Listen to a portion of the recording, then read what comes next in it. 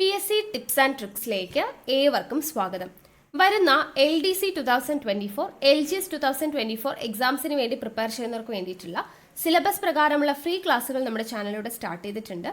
ഒരു ദിവസം 6 ക്ലാസ്സുകൾ വെച്ചാണ് വരുന്നത്. അപ്പോൾ 6 ക്ലാസ്സുകൾ ഏതൊക്കെയാണെന്ന് ഞാനൊന്ന് പറയാം. തുടക്കക്കാർക്ക് വേണ്ടിയിട്ടാണ്. ഒരുപാട് പേര് പുതിയതായിട്ട് വന്നിട്ടുള്ളവരുണ്ട്. അപ്പോൾ ആദ്യം മുതലേ ഫോളോ ചെയ്ത് വരുന്നവർക്ക് കൃത്യമായിട്ട് ഏത് സമയത്താണെന്നൊക്കെ അറിയാം. പുതുതായിട്ട് ജോയിൻ ചെയ്തവർക്ക് വേണ്ടിയിട്ട് പറയാം. ആദ്യത്തെ ക്ലാസ് 6 മണിക്കാണ്, കാലത്ത് 6 മണിക്ക് സ്റ്റാർട്ട് ചെയ്യും. ദെൻ അടുത്തത് 9 മണിക്കാണ്. അത് കഴിഞ്ഞിട്ട് 12 മണിക്ക് അടുത്ത ക്ലാസ് വരും. ദെൻ അത് കഴിഞ്ഞ് 3 മണിക്ക് അടുത്ത ക്ലാസ് വരും. ഓക്കെ, ഇത്രയും ക്ലാസ് എന്ന് പറയുന്നത് ഇത് റെക്കോർഡഡ് ക്ലാസ് ആണ്. ഇതിൽ GK പോർഷൻസും മാത്സും ഇംഗ്ലീഷും എല്ലാം കവർ ചെയ്യും. ദെൻ അത് കഴിഞ്ഞ് രാത്രി 8 മണിക്ക് PYQ ഡിസ്കഷൻ ആണ് വരുന്നത്. ദെൻ രാത്രി 10:30 എക്സ്പെക്റ്റഡ് CA കറണ്ട് അഫയേഴ്സിൻ്റെ ക്ലാസ് ആണ്. ഇത് രണ്ടും നമുക്ക് ലൈവ് ക്ലാസ് ആണ് വരുന്നത്. അപ്പോൾ 2 ലൈവ് ക്ലാസ്സും 4 റെക്കോർഡഡ് ക്ലാസ്സും, ഇങ്ങനെ ടോട്ടൽ 6 ക്ലാസ് ആണ് നിങ്ങൾക്ക് ഒരു ദിവസം ലഭിക്കുന്നത്. അപ്പോൾ കൃത്യമായിട്ട് ഫോളോ ചെയ്യുക, നോട്ട്സ് തയ്യാറാക്കിയിട്ട് പഠിക്കുക. നമ്മുടെ ക്ലാസ് ഒക്കെ കണ്ടിട്ട് ഇഷ്ടമായിട്ടുണ്ട് എന്നുണ്ടെങ്കിൽ നിങ്ങളുടെ അഭിപ്രായം താഴെ കമൻ്റ് ആയിട്ട് അറിയിക്കാം. ഇഷ്ടപ്പെട്ടു എന്ന് അറിയിക്കാൻ വേണ്ടിയിട്ട് ഒന്ന് ലൈക്ക് ചെയ്യുക, മാക്സിമം ഫ്രണ്ട്സിന് ഷെയർ ചെയ്ത് കൊടുക്കുക. പിന്നെ ക്ലാസ് കേൾക്കാനിരിക്കുമ്പോൾ എപ്പോഴും നോട്ട്സ് തയ്യാറാക്കിയിട്ട് വേണം പഠിക്കാൻ വേണ്ടിയിട്ട്. നോട്ട്ബുക്ക് കയ്യിൽ വേണം, പഠിക്കുക, നോട്ട്സ് തയ്യാറാക്കുക. ഓക്കെ, പിന്നെ നമ്മുടെ ടെലഗ്രാം ചാനലിൽ മസ്റ്റ് ആയിട്ടും ജോയിൻ ചെയ്യണം. കാരണം നിങ്ങൾക്ക് ഓരോ ദിവസവും നൽകുന്ന ക്ലാസ്സുകൾ ഏതൊക്കെയാണെന്നുള്ളതിൻ്റെ ഇൻസ്ട്രക്ഷൻസും പഠിക്കാൻ വേണ്ടിയിട്ടുള്ളതിൻ്റെ PDF-ഉം കാര്യങ്ങളൊക്കെ നമ്മൾ ടെലഗ്രാം വഴിയാണ് കൊടുക്കുന്നത്. സോ ടെലഗ്രാമിൻ്റെ ലിങ്ക് ഞാൻ താഴെ ഡിസ്ക്രിപ്ഷൻ ബോക്സിൽ കൊടുത്തിട്ടുണ്ട്. ജോയിൻ ചെയ്യാത്തവരുണ്ടെങ്കിൽ ജോയിൻ ചെയ്യുക. ഓക്കെ, അപ്പോൾ നമുക്ക് ഇന്നത്തെ ക്ലാസ്സിലോട്ട് കിടക്കാം. ഇപ്പോൾ എന്തായാലും നമുക്ക് കമ്പ്യൂട്ടർ സയൻസിൻ്റെ ക്ലാസ്സിലോട്ട് കിടക്കാം. മൊത്തം ചാപ്റ്ററും ഒരൊറ്റ വീഡിയോയിലാണ് പഠിക്കാൻ വേണ്ടി പോകുന്നത്. അപ്പോൾ കുറച്ച് ലെങ്തി ആയിട്ടുള്ള വീഡിയോ ആയിരിക്കും. അപ്പോൾ സമയമുള്ളപ്പോൾ ഇരുന്ന് കാണാനായിട്ട് ശ്രമിക്കുക. ഓക്കെ, അപ്പോൾ ഒന്നാമത്തെ ചാപ്റ്റർ നമ്മൾ കഴിഞ്ഞ ക്ലാസ്സിൽ ഡീറ്റെയിൽഡ് ആയിട്ട് എടുത്തിട്ടുള്ളതാണ്. ഇനി അന്ന് കാണാത്തവർക്കും അല്ലെങ്കിൽ അന്ന് എടുത്തത് മനസ്സിലാവാത്തവരൊക്കെ ഉണ്ടെങ്കിൽ നമ്മളിപ്പോൾ ക്യാപ്സ്യൂൾ രൂപത്തിലുള്ള നോട്ടിൻ്റെ രൂപത്തിൽ ഒന്നുകൂടെ അത് പറയാൻ വേണ്ടി പോവുകയാണ്. ഓർഡറിൽ ഒരു കണ്ടിന്യൂവേഷൻ പോലെ തന്നെ എല്ലാ ചാപ്റ്ററും പൊക്കോട്ടെ എന്ന് വിചാരിച്ചിട്ടാണ്. അപ്പോൾ നമ്മൾ ആദ്യത്തെ ചാപ്റ്റർ മുതൽ തന്നെ പഠിക്കാൻ വേണ്ടി പോവുകയാണ്. ശ്രദ്ധിച്ചിരിക്കുക കേട്ടോ. അപ്പോൾ ആദ്യത്തെ chapter fundamentals of computer. Okay, കമ്പ്യൂട്ടറിൻ്റെ അടിസ്ഥാന ഘടകങ്ങളാണ് ചാപ്റ്ററിൻ്റെ പേര്. അപ്പോൾ നമ്മൾ കഴിഞ്ഞ ക്ലാസ്സിൽ പഠിച്ചതാണ് എന്താണ് ഡേറ്റ. എല്ലാവർക്കും ഓർമ്മയുണ്ടാവുമല്ലോ. ഇനി ഓർമ്മയില്ലാത്തവരുണ്ടെങ്കിൽ നോക്കുക. സംഖ്യകൾ, വാക്കുകൾ, തുകകൾ, അളവുകൾ തുടങ്ങിയ അസംസ്കൃത വസ്തുക്കളെയും രൂപങ്ങളെയും സൂചിപ്പിക്കുന്ന പദമാണ് ഡേറ്റ എന്ന് പറഞ്ഞാൽ. ഇപ്പോൾ ഫോർ എക്സാമ്പിൾ നമ്മൾ കഴിഞ്ഞ ക്ലാസ്സിൽ പറഞ്ഞതുപോലെ തന്നെ നമ്മളൊരു പ്രൊഡക്റ്റ് ഉണ്ടാക്കണം. നമ്മളൊരു സോപ്പ് ഉണ്ടാക്കുകയാണ്. ആ സോപ്പ് ഉണ്ടാക്കാൻ വേണ്ടിയിട്ട് നമുക്ക് ആവശ്യമായിട്ടുള്ള അസംസ്കൃത വസ്തുക്കൾ എന്തൊക്കെയാണ്? അതിനെയാണ് നമ്മൾ ഡേറ്റ എന്ന് പറയുക. അതിനെല്ലാം കൂടെ നമ്മൾ പ്രോസസ്സ് ചെയ്ത് ഉണ്ടാക്കിയ ഉൽപ്പന്നമാണ് എന്ത്? സോപ്പ്. ആ സോപ്പിനെയാണ് നമ്മൾ ഇൻഫർമേഷൻ എന്ന് പറയുന്നത്. അപ്പം ഡേറ്റയും ഇൻഫർമേഷനും തമ്മിലുള്ള വ്യത്യാസമാണ് ഇവിടെ പറയുന്നത്. അപ്പം ഡേറ്റ എന്ന് പറഞ്ഞാൽ എന്താണ്?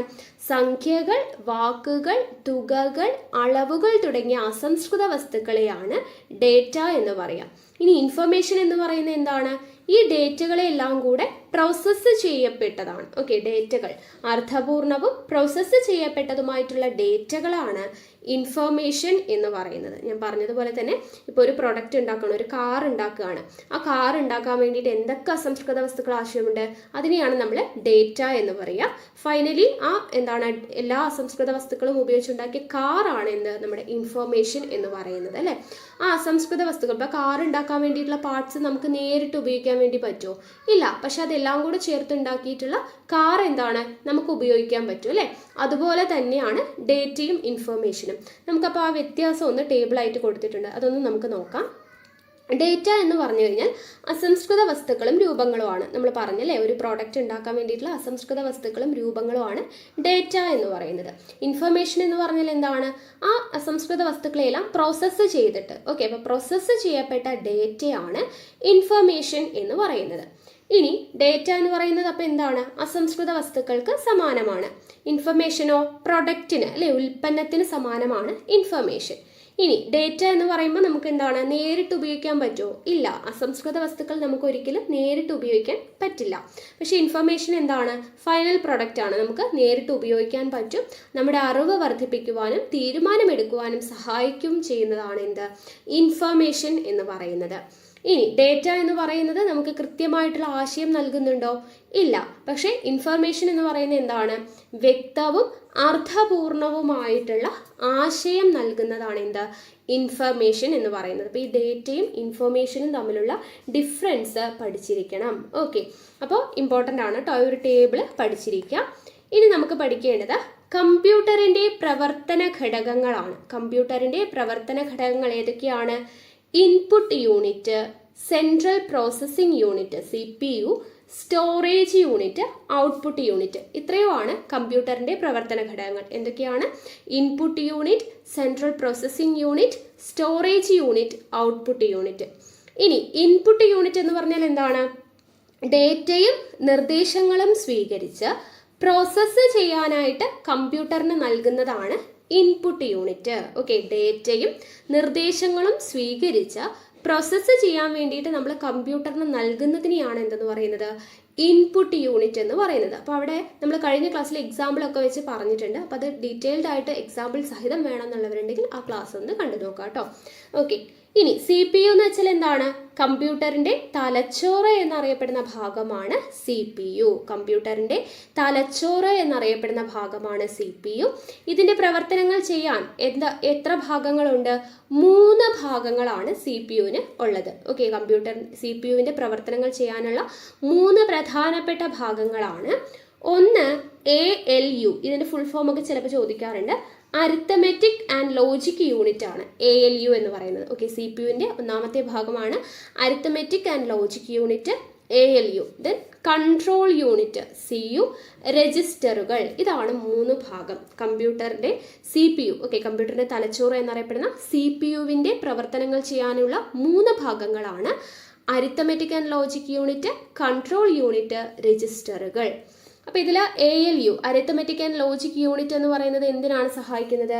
ഗണിതക്രിയകളും താരതമ്യങ്ങളും തീരുമാനമെടുക്കലും ചെയ്യുന്നതാണ് ALU. ഗണിതക്രിയകളും താരതമ്യങ്ങളും തീരുമാനമെടുക്കലും ചെയ്യുന്നതാരാണ്? ALU ആണ്, അരിത്തമെറ്റിക് ആൻഡ് ലോജിക് യൂണിറ്റ് ആണ്. ഇനി കൺട്രോൾ യൂണിറ്റിൻ്റെ ഫംഗ്ഷൻ എന്താണ്?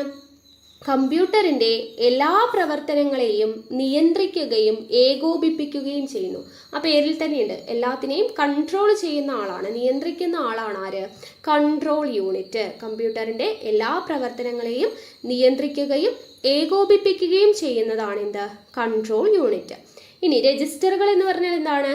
ചെറിയ താൽക്കാലിക സ്റ്റോറേജ് സംവിധാനമാണ് രജിസ്റ്ററുകൾ. ചെറിയ താൽക്കാലിക സ്റ്റോറേജ് സംവിധാനമാണ്. അപ്പോൾ ഇത്രയുമാണ് കമ്പ്യൂട്ടറിൻ്റെ പ്രവർത്തന ഘടകങ്ങളിൽ CPU എന്ന് പറയുന്നത്. CPUവിൻ്റെ ഭാഗങ്ങളാണ് നമ്മളിപ്പോൾ പറഞ്ഞത് അല്ലേ? ആദ്യത്തെ പ്രവർത്തന ഘടകം ഇൻപുട്ട് യൂണിറ്റ് പറഞ്ഞു, രണ്ടാമത്തേത് CPU. CPUവിൻ്റെ പ്രധാനപ്പെട്ട 3 ഭാഗങ്ങളാണ് arithmetic and logic unit, control unit, രജിസ്റ്ററുകൾ. അതിൻ്റെ ഫംഗ്ഷനും പറഞ്ഞു. ഇനി അടുത്ത പ്രവർത്തന ഘടകമാണ് സ്റ്റോറേജ് യൂണിറ്റ്. സ്റ്റോറേജ് യൂണിറ്റ് എന്ന് പറഞ്ഞാൽ എന്താണ്? പ്രോസസ്സിങ്ങിന് ആവശ്യമായ ഡേറ്റയെയും നിർദ്ദേശങ്ങളെയും വിവിധ തരം റിസൾട്ടുകളെയും സൂക്ഷിക്കുന്നതാണ് സ്റ്റോറേജ് യൂണിറ്റ്. പ്രോസസ്സിങ്ങിന് ആവശ്യമായിട്ടുള്ള ഡേറ്റയെയും നിർദ്ദേശങ്ങളെയും വിവിധ തരം റിസൾട്ടുകളെയും സൂക്ഷിക്കുന്നത് ആരാണ്? സ്റ്റോറേജ് യൂണിറ്റ് ആണ്. ഓക്കെ, ഇനി അടുത്ത പ്രവർത്തന ഘടകമാണ് ഔട്ട്പുട്ട് യൂണിറ്റ്. ഔട്ട്പുട്ട് യൂണിറ്റ് എന്താണ് ചെയ്യുന്നത്? CPU നൽകുന്ന റിസൾട്ട് സ്വീകരിച്ച് മനുഷ്യന് മനസ്സിലാകും വിധം മാറ്റി പുറത്തേക്ക് കൊടുക്കുന്നതാണ് ഔട്ട്പുട്ട് യൂണിറ്റ്. ഓക്കെ, CPU നൽകുന്ന റിസൾട്ട് സ്വീകരിച്ചിട്ട് എന്ത് ചെയ്യുന്നു? മനുഷ്യന് മനസ്സിലാകുന്ന വിധത്തിൽ മാറ്റി പുറത്തേക്ക് കൊടുക്കുന്നതിനെയാണ് ഔട്ട്പുട്ട് യൂണിറ്റ് എന്ന് പറയുന്നത്. അപ്പോൾ ഇത്രയുമാണ് കമ്പ്യൂട്ടറിൻ്റെ പ്രവർത്തന ഘടകങ്ങൾ. Input unit, central processing unit, storage unit, output unit. Okay, ഓരോന്നിൻ്റെയും ഫംഗ്ഷൻ പഠിച്ചിരിക്കണം. അടുത്തത് എന്താണ് കമ്പ്യൂട്ടർ? കമ്പ്യൂട്ടർ എന്ന് പറഞ്ഞാൽ എന്താണ് നമുക്കറിയാം. ഡേറ്റയും നിർദ്ദേശങ്ങളും ഇൻപുട്ടായി സ്വീകരിച്ച് നിർദ്ദേശങ്ങൾക്കനുസരിച്ച് ഗണിതക്രിയകളോ ലോജിക്കൽ ഓപ്പറേഷനുകളോ നടത്തി റിസൾട്ട് ഔട്ട്പുട്ടായിട്ട് നൽകുന്ന ഇലക്ട്രോണിക് ഉപകരണമാണ് എന്ത്? കമ്പ്യൂട്ടർ എന്ന് പറയുന്നത്. ഇനി കമ്പ്യൂട്ടറിൻ്റെ സവിശേഷതകൾ നമ്മൾ വലിയൊരു കോളായിട്ട് പഠിച്ചതാണ് കഴിഞ്ഞ ദിവസം അല്ലേ? അപ്പോൾ അതിൻ്റെ എക്സ്പ്ലനേഷനൊക്കെ നമ്മൾ കഴിഞ്ഞ ക്ലാസ്സിൽ പറഞ്ഞതാണ്. അപ്പോൾ അതിൻ്റെ പോയിന്റുകൾ മാത്രം നമുക്ക് പറയാം. കമ്പ്യൂട്ടറിൻ്റെ മേന്മകൾ ആദ്യം പറയുന്നുണ്ട്. ഓക്കെ, കമ്പ്യൂട്ടറിൻ്റെ മേന്മകളാണ് വേഗത, കൃത്യത, ശ്രദ്ധ. കമ്പ്യൂട്ടറിൻ്റെ മേന്മകൾ ഏതൊക്കെയാണ്? വേഗത, കൃത്യത, ശ്രദ്ധ. ഇനി കമ്പ്യൂട്ടറിൻ്റെ പോരായ്മ എന്തൊക്കെയാണ്? IQവിൻ്റെ അപര്യാപ്തത, തീരുമാനമെടുക്കാനുള്ള കഴിവില്ലായ്മ. ഇത് രണ്ടുമാണ് കമ്പ്യൂട്ടറിൻ്റെ പോരായ്മ എന്ന് പറയുന്നത്, മേന്മയല്ല. ഓക്കെ, മേന്മ എന്തൊക്കെയാണ്? വേഗത, കൃത്യത, ശ്രദ്ധ. ദെൻ പോരായ്മയാണ് ഐക്യുവിൻ്റെ അപര്യാപ്തത, തീരുമാനമെടുക്കുവാനുള്ള കഴിവില്ലായ്മ. അല്ലേ, എന്താണ്? മനുഷ്യനെ പോലെ സ്വന്തമായിട്ട് തീരുമാനമെടുക്കാനുള്ള കഴിവില്ലായ്മ, അതുപോലെ തന്നെ ഐക്യു. അല്ലേ, ഓരോ കാര്യങ്ങളും ചിന്തിച്ച് ഏതിനനുസരിച്ച് ചെയ്യണം എന്നുള്ള ആ ഒരു ലെവലൊന്നും ഇല്ല, ഐക്യുവിൻ്റെ അപര്യാപ്തത. അപ്പോൾ ഇത്രയുമാണ് കമ്പ്യൂട്ടറിൻ്റെ സവിശേഷതകൾ വരുന്നത്. അപ്പോൾ ഇത്രയും കാര്യങ്ങൾ നമ്മൾ കഴിഞ്ഞ ക്ലാസ്സിൽ ഡീറ്റെയിൽഡ് ആയിട്ട് പറഞ്ഞതാണ്. ഇനി ബാക്കി നമ്പർ സിസ്റ്റം ആണ് എന്ന് പറഞ്ഞിട്ട് ഞാൻ അവിടെ പറഞ്ഞിട്ടുണ്ടായിരുന്നില്ല, നമ്പർ സിസ്റ്റം ആവശ്യമില്ല എന്ന് പറഞ്ഞു. ഇനി പഠിക്കണം എന്നുള്ളവരുണ്ടെങ്കിൽ ഇപ്പോൾ പഠിച്ചേക്കാം. Number system, different number system ഉണ്ട്. നോക്കുക, ഒന്നാമത്തേത് ബൈനറി. ബൈനറി എന്ന് പറയുമ്പോൾ അതിൻ്റെ ബേസ് എന്താണ്? 2 ആണ്. ബൈ എന്ന് പറഞ്ഞാൽ എന്താ? 2 എന്നല്ലേ അർത്ഥം. അപ്പോൾ ബൈനറി നമ്പർ സിസ്റ്റം ബൈനറി ആണെങ്കിൽ ബേസ് എന്താണ്? 2 ആണ്. അപ്പോൾ നമ്മൾ സിമ്പിൾസ് എങ്ങനെയാണ് യൂസ് ചെയ്യുക? 2 എന്ന് പറയുമ്പോൾ നമ്മൾ എപ്പോഴും നമ്പർ സിസ്റ്റം സ്റ്റാർട്ട് ചെയ്യുന്നത് 0യിൽ നിന്നാണ് സ്റ്റാർട്ട് ചെയ്യുക. അപ്പോൾ ഇവിടെ 2 എന്ന് പറയുമ്പോൾ 0 കഴിഞ്ഞ് 1 കൂടി ഇടുക, അപ്പോൾ 2 നമ്പർ ആയില്ലേ? അങ്ങനെയാണ് നമ്മൾ എഴുതുന്നത് കേട്ടോ. അപ്പോൾ 0 1 ഇട്ട് കഴിഞ്ഞാൽ 2 നമ്പറായി. ഓക്കെ, അപ്പോൾ 2 ആയി ബേസ്. അപ്പോൾ ഇതെന്താണ്? ബൈനറി സിസ്റ്റം ആണ്. ഇനി ഒക്ടൽ. ഒക്ടൽ എന്ന് പറയുമ്പോൾ എന്താണ്? ഒക്ട എന്ന് പറഞ്ഞാൽ 8 ആണ് അല്ലേ? 8 ആണ്. ഒക്ട എന്ന് പറഞ്ഞാൽ എത്രയാണ്? 8 ആണ്. അപ്പോൾ 8 എന്ന് പറയുമ്പോൾ നമ്മൾ എന്ത് ചെയ്യണം? 0യിൽ നിന്ന് സ്റ്റാർട്ട് ചെയ്ത് 1 2 3 4 5 6 7 വരെ എഴുതണം. അപ്പോഴാണ് എത്ര നമ്പർ ആവുക? 8 ആവുക അല്ലെ? 0 ഫ്രണ്ടിലുള്ളത് കൊണ്ട് 1 മുതൽ 7 വരെ എഴുതിയ 7 എണ്ണമായി. ഫ്രണ്ടിൽ ഒരു 0 കൂടെ ചേരുമ്പോൾ എത്ര എണ്ണമായി? 8 എണ്ണമായി. അപ്പോൾ 8 വരെ എഴുതാം. 0 മുതൽ 7 വരെ എഴുതാം. അപ്പോൾ എത്ര നമ്പറായി? 8 ആയി അല്ലേ? അപ്പോൾ അത് ഒക്ടലായി. ഓക്കെ, ഇനി അടുത്തത് ഡെസിമൽ. ഡെസിമൽ നമ്പർ സിസ്റ്റം എന്ന് പറയുന്നത് എന്താണ്? ഡെസിമൽ എന്ന് പറഞ്ഞാൽ 10 എന്നാണ് അർത്ഥം അല്ലേ? 10 ആണ്. അപ്പോൾ 10 ആവണമെങ്കിൽ എത്ര മുതൽ എഴുതണം? 0 മുതൽ 1 2 3 4 9 വരെ എഴുതണം അല്ലേ? 1 മുതൽ 10 വരെ എഴുതാം, 10 ആയി. അപ്പോൾ നമുക്കവിടെ 0 ഉള്ളത് കൊണ്ട് 10 വരെ എഴുതണ്ട, 9 വരെ എഴുതി കഴിഞ്ഞാൽ എത്രയായി? 10 ആയി. അപ്പോൾ 0 മുതൽ 9 വരെ എഴുതാം. ഇനി അടുത്തതാണ് ഹെക്സാ ഡെസിമൽ. ഹെക്സാ ഡെസിമൽ എന്ന് പറഞ്ഞാലോ? ഡെസിമൽ എന്ന് പറഞ്ഞാൽ 10 ആണ്, ഹെക്സ എന്ന് പറഞ്ഞാൽ 6 ആണ്. അപ്പോൾ 10ഉം 6ഉം കൂടെ കൂട്ടിക്കഴിഞ്ഞാൽ എത്രയാണ്? 16 അല്ലേ? അപ്പോൾ ഇവിടെ 16 എന്ന് പറയുമ്പോൾ നമ്മൾ എത്ര വരെ എഴുതണം? 0 മുതൽ 9 വരെ എഴുതുമ്പോഴത്തേനും അവിടെ 10 ആയി. ഇനി ഒരു അടുത്ത 6 എണ്ണം ഉണ്ട് അല്ലേ? 6 എണ്ണം എഴുതാൻ വേണ്ടി എന്ത് നമ്പർ എഴുതണം? നമ്പറല്ല, 10 നമ്പർ വരെ എഴുതാം. 9 വരെ എഴുതി കഴിഞ്ഞിട്ട് ബാക്കി ABCDEF എത്ര എണ്ണം വേണോ അത്രയും വരെ എഴുതാം. ഇവിടെ 6 ആയതുകൊണ്ട് 6 വരെ ABCDEF വരെ എഴുതുക. അപ്പോൾ 16 ആയി. Okay, hexa decimal. അപ്പോൾ ഇങ്ങനെയാണ് നമ്പർ സിസ്റ്റം വരുന്നത്. ഓക്കെ, ബൈനറി എന്ന് പറഞ്ഞാൽ 2 ആണ്, ഒക്ടൽ എന്ന് പറഞ്ഞാൽ 8 ആണ്, ഡെസിമൽ എന്ന് പറഞ്ഞാൽ 10 ആണ്, ഹെക്സാ ഡെസിമൽ എന്ന് പറഞ്ഞാൽ 16 ആണ്. ഇത്രയും ഓർത്ത് വെച്ചാൽ മതി. അപ്പോൾ 2 എന്ന് പറയുമ്പോൾ 0 1, 8 എന്ന് പറയുമ്പോൾ 0 മുതൽ 7 വരെ എഴുതാം, ഡെസിമൽ എന്ന് പറയുമ്പോൾ 0 മുതൽ 9 വരെ എഴുതാം, ഹെക്സാ ഡെസിമൽ എന്ന് പറയുമ്പോൾ 0 മുതൽ 9 വരെ എഴുതുമ്പോഴത്തേന് 10 ആയി. പിന്നെ 6ഉം കൂടെ കിട്ടാൻ എന്ത് ചെയ്യുക? A മുതൽ 6ാമത്തെ എത്തുന്നത് വരെ, അതായത് F വരെ എഴുതുക. ഓക്കെ, അപ്പോൾ ഇങ്ങനെയാണ് നമ്പർ സിസ്റ്റം വരുന്നത്. ഓക്കെ, അപ്പോൾ അതും കൂടെ ഒന്ന് പഠിച്ചു വെച്ചേക്കുക. പിന്നെ നമ്പർ കൺവേർഷൻ പ്രൊസീജിയറൊക്കെ ഉണ്ട്, അത് നമുക്ക് വേണ്ട. ഓക്കെ, ഇനി അടുത്ത നമുക്ക് പഠിക്കാനുള്ളതാണ് അടുത്ത ചാപ്റ്റർ ആണ് കേട്ടോ. അപ്പോൾ ഒന്നാമത്തെ ചാപ്റ്ററിൽ നമുക്ക് ഇത്രയുമാണ് ഇമ്പോർട്ടൻ്റ് ആയിട്ട് അറിഞ്ഞിരിക്കേണ്ടത്. ഇനി നമുക്ക് രണ്ടാമത്തെ ചാപ്റ്ററിലോട്ട് കടക്കാം. Components of computer system. ആദ്യത്തെ ചാപ്റ്റർ നമ്മൾ മുന്നേ എടുത്തത് കൊണ്ടാണ് ഞാൻ കുറച്ച് സ്പീഡിൽ പോയത് കേട്ടോ, ശ്രദ്ധിക്കുക. അടുത്തത് കമ്പോണൻസ് ഓഫ് കമ്പ്യൂട്ടർ സിസ്റ്റം ആണ്. അപ്പോൾ കമ്പ്യൂട്ടറിൻ്റെ പ്രധാനപ്പെട്ട ഭാഗങ്ങളാണ് പറയുന്നത്. ആദ്യത്തേത് ഇവിടെ റാമിനെ കുറിച്ച് പറഞ്ഞിട്ടുണ്ട്. റാം എന്ന് പറഞ്ഞാൽ എന്താണ്? Random access memory. റാൻഡം എന്ന് പറഞ്ഞാൽ എന്താണ്? റാൻഡം ആക്സസ് മെമ്മറി ആണ്. ഫുൾ ഫോം പഠിച്ചിരിക്കണം. ഈ റാം എന്ന് പറയുന്നത് വോളറ്റൈൽ മെമ്മറിയാണ്. എന്താണ് വോളറ്റൈൽ മെമ്മറി? വൈദ്യുതി നിലച്ചാൽ ഉള്ളടക്കം നഷ്ടപ്പെടുന്നതിനെയാണ് വോളറ്റൈൽ മെമ്മറി എന്ന് പറയുന്നത്. ഓക്കെ, റാം എന്ന് പറയുമ്പോൾ റാൻഡം ആക്സസ് മെമ്മറിയാണ്, അതൊരു വോളറ്റൈൽ മെമ്മറിയാണ്. വൈദ്യുതി നിലച്ചാൽ ഉള്ളടക്കം നഷ്ടപ്പെടുന്നതാണ്. CPU-യുമായി നേരിട്ട് ബന്ധമുള്ളതാണ് റാം എന്ന് പറയുന്നത്. CPU-യുമായിട്ട് നേരിട്ട് ബന്ധപ്പെടുന്നതാണ് റാം. ഓക്കെ, അതൊന്ന് ഓർത്തിരിക്കുക. ഇനി ഈ മെമ്മറിയുടെ അളവുകോൽ വളരെ ഇമ്പോർട്ടൻ്റ് ആണ്. പ്രീവിയസ് ഇയറിലൊക്കെ ചോദിച്ചിട്ടുള്ള ഒരു ഭാഗമാണ് കേട്ടോ ഇത്. അതായത് ഇങ്ങനെ ചോദിക്കും, അതായത് 1 GB എന്ന് പറയുന്നത് എത്രയാണ്? ഓപ്ഷനിൽ എന്തൊക്കെ ഉണ്ടാവും?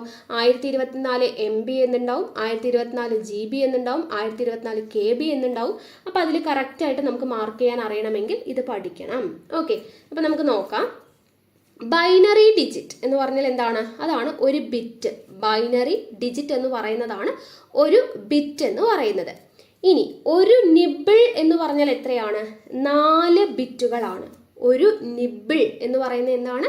4 ബിറ്റുകളാണ്. ഓക്കെ, അപ്പം 4 നിബിൾ എന്നല്ലേ പറയുന്നത്. അപ്പം അവിടെ നീ എന്ന് പറയുമ്പോൾ അല്ലേ 4 ബിറ്റുകളാണെന്നുള്ളത് ഓർക്കാൻ വേണ്ടിയിട്ടാണ് കേട്ടോ പറയുന്നത്. നിബിൾ എന്ന് എഴുതുമ്പോൾ നായല്ലേ എഴുതുന്നത്. അപ്പം 4 ബിറ്റുകളാണ് ഒരു നിബിൾ. അങ്ങനെ ഓർത്തിരിക്കുക കേട്ടോ, 4 ബിറ്റുകളാണ് ഒരു നിബിൾ.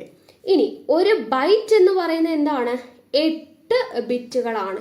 ഒരു ബൈറ്റ് എന്ന് പറഞ്ഞാൽ എത്രയാണ്? 8 ബിറ്റുകളാണ്. ഒരു കിലോ ബൈറ്റ് എന്ന് പറഞ്ഞാൽ 1 KB എന്ന് പറഞ്ഞാൽ എത്രയാണ്? 1024 ബൈറ്റുകളാണ്. ഇനി അങ്ങോട്ടുള്ളത് ഓർഡറിൽ പഠിക്കുക, അപ്പം നിങ്ങൾക്ക് കിട്ടിക്കോളൂ കേട്ടോ. കിലോ ബൈറ്റ് എന്ന് പറയുന്നത് 1024 ബൈറ്റുകളാണ്, 1 കിലോ ബൈറ്റ്. ഇനി ഒരു മെഗാബൈറ്റ് എന്ന് പറഞ്ഞാൽ എന്താണ്? ഒരു MB. ഒരു മെഗാബൈറ്റ് എന്ന് പറഞ്ഞു കഴിഞ്ഞാൽ മുന്നേ നമ്മൾ എന്താണ് പഠിച്ചത്? കിലോ ബൈറ്റ് ആണ് പഠിച്ചത്. അപ്പോൾ 1024 കിലോ ബൈറ്റ് ആണ് എന്ത്? ഒരു മെഗാബൈറ്റ്. ഇനി അടുത്തത് നമ്മൾ പഠിക്കുന്നത് ഒരു ജിഗാബൈറ്റ് ആണ്. MB കഴിഞ്ഞാൽ പിന്നെ എന്താ? GB ആണ് അല്ലേ? MB കഴിഞ്ഞാൽ GB. ആദ്യത്തേത് KB ആണ്, ദെൻ MB, പിന്നെ GB. അതായത് ഒരു ജിഗാബൈറ്റ് എന്ന് പറഞ്ഞാൽ എത്രയാണ്? 1024. മുന്നേ എന്താണ് പഠിച്ചത്? മെഗാബൈറ്റ്. അപ്പോൾ 1024 മെഗാബൈറ്റ് ആണ് ഒരു ജിഗാബൈറ്റ്, ഒരു GB എന്ന് പറയുന്നത്. ഇനി GB കഴിഞ്ഞാൽ എന്താണ്? TB ആണ്, ഒരു ടെറാബൈറ്റ്. ഒരു ടെറാബൈറ്റ് എന്ന് പറയുമ്പോൾ 1024 GB ആണ്. ഓക്കെ, അടുത്തത് ഒരു PB, ഒരു പെൻറ്റാബൈറ്റ് എന്ന് പറഞ്ഞാൽ എത്രയാണ്? 1024 ടെറാബൈറ്റ് ആണ്. ഓക്കെ, ഇത് വളരെയധികം ഇമ്പോർട്ടൻ്റ് ആണ് കേട്ടോ, പ്രീവിയസ് ഇയറിൽ ചോദിച്ചിട്ടുള്ളതാണ്. അപ്പോൾ പഠിച്ചിരിക്കുക. അടുത്തത് നമുക്ക് പഠിക്കാനുള്ളത് ഇൻപുട്ട് ഉപകരണങ്ങളാണ്. കമ്പ്യൂട്ടറിൻ്റെ ഭാഗങ്ങളല്ലേ നമ്മൾ പഠിക്കുന്നത്. അപ്പോൾ ഇൻപുട്ട് ഉപകരണങ്ങളാണ് പഠിക്കുന്നത്. എന്താണ് ഇൻപുട്ട് ഉപകരണങ്ങൾ എന്ന് പറഞ്ഞു കഴിഞ്ഞാൽ? യൂസറിൽ നിന്നും ഡേറ്റയും നിർദ്ദേശങ്ങളും വാങ്ങി കമ്പ്യൂട്ടറിന് നൽകുന്നതാണ് ഇൻപുട്ട് ഉപകരണങ്ങൾ. യൂസറിൽ നിന്നും ഡേറ്റയും നിർദ്ദേശങ്ങളും വാങ്ങി കമ്പ്യൂട്ടറിന് നൽകുന്നതാണ് എന്ത്? ഇൻപുട്ട് ഉപകരണങ്ങൾ എന്ന് പറയുന്നത്. അപ്പോൾ ഏതൊക്കെയാണ് ഇൻപുട്ട് ഉപകരണങ്ങൾ? അതിൻ്റെ ഓരോന്നിൻ്റെയും ഫംഗ്ഷനും കൂടെ തന്നിട്ടുണ്ട്, പഠിക്കണം. കീബോർഡ് ഒന്നാമത്തെ ഇൻപുട്ട് ഉപകരണമാണ് കീബോർഡ്. കീബോർഡിൻ്റെ ഫംഗ്ഷൻ എന്താണ്?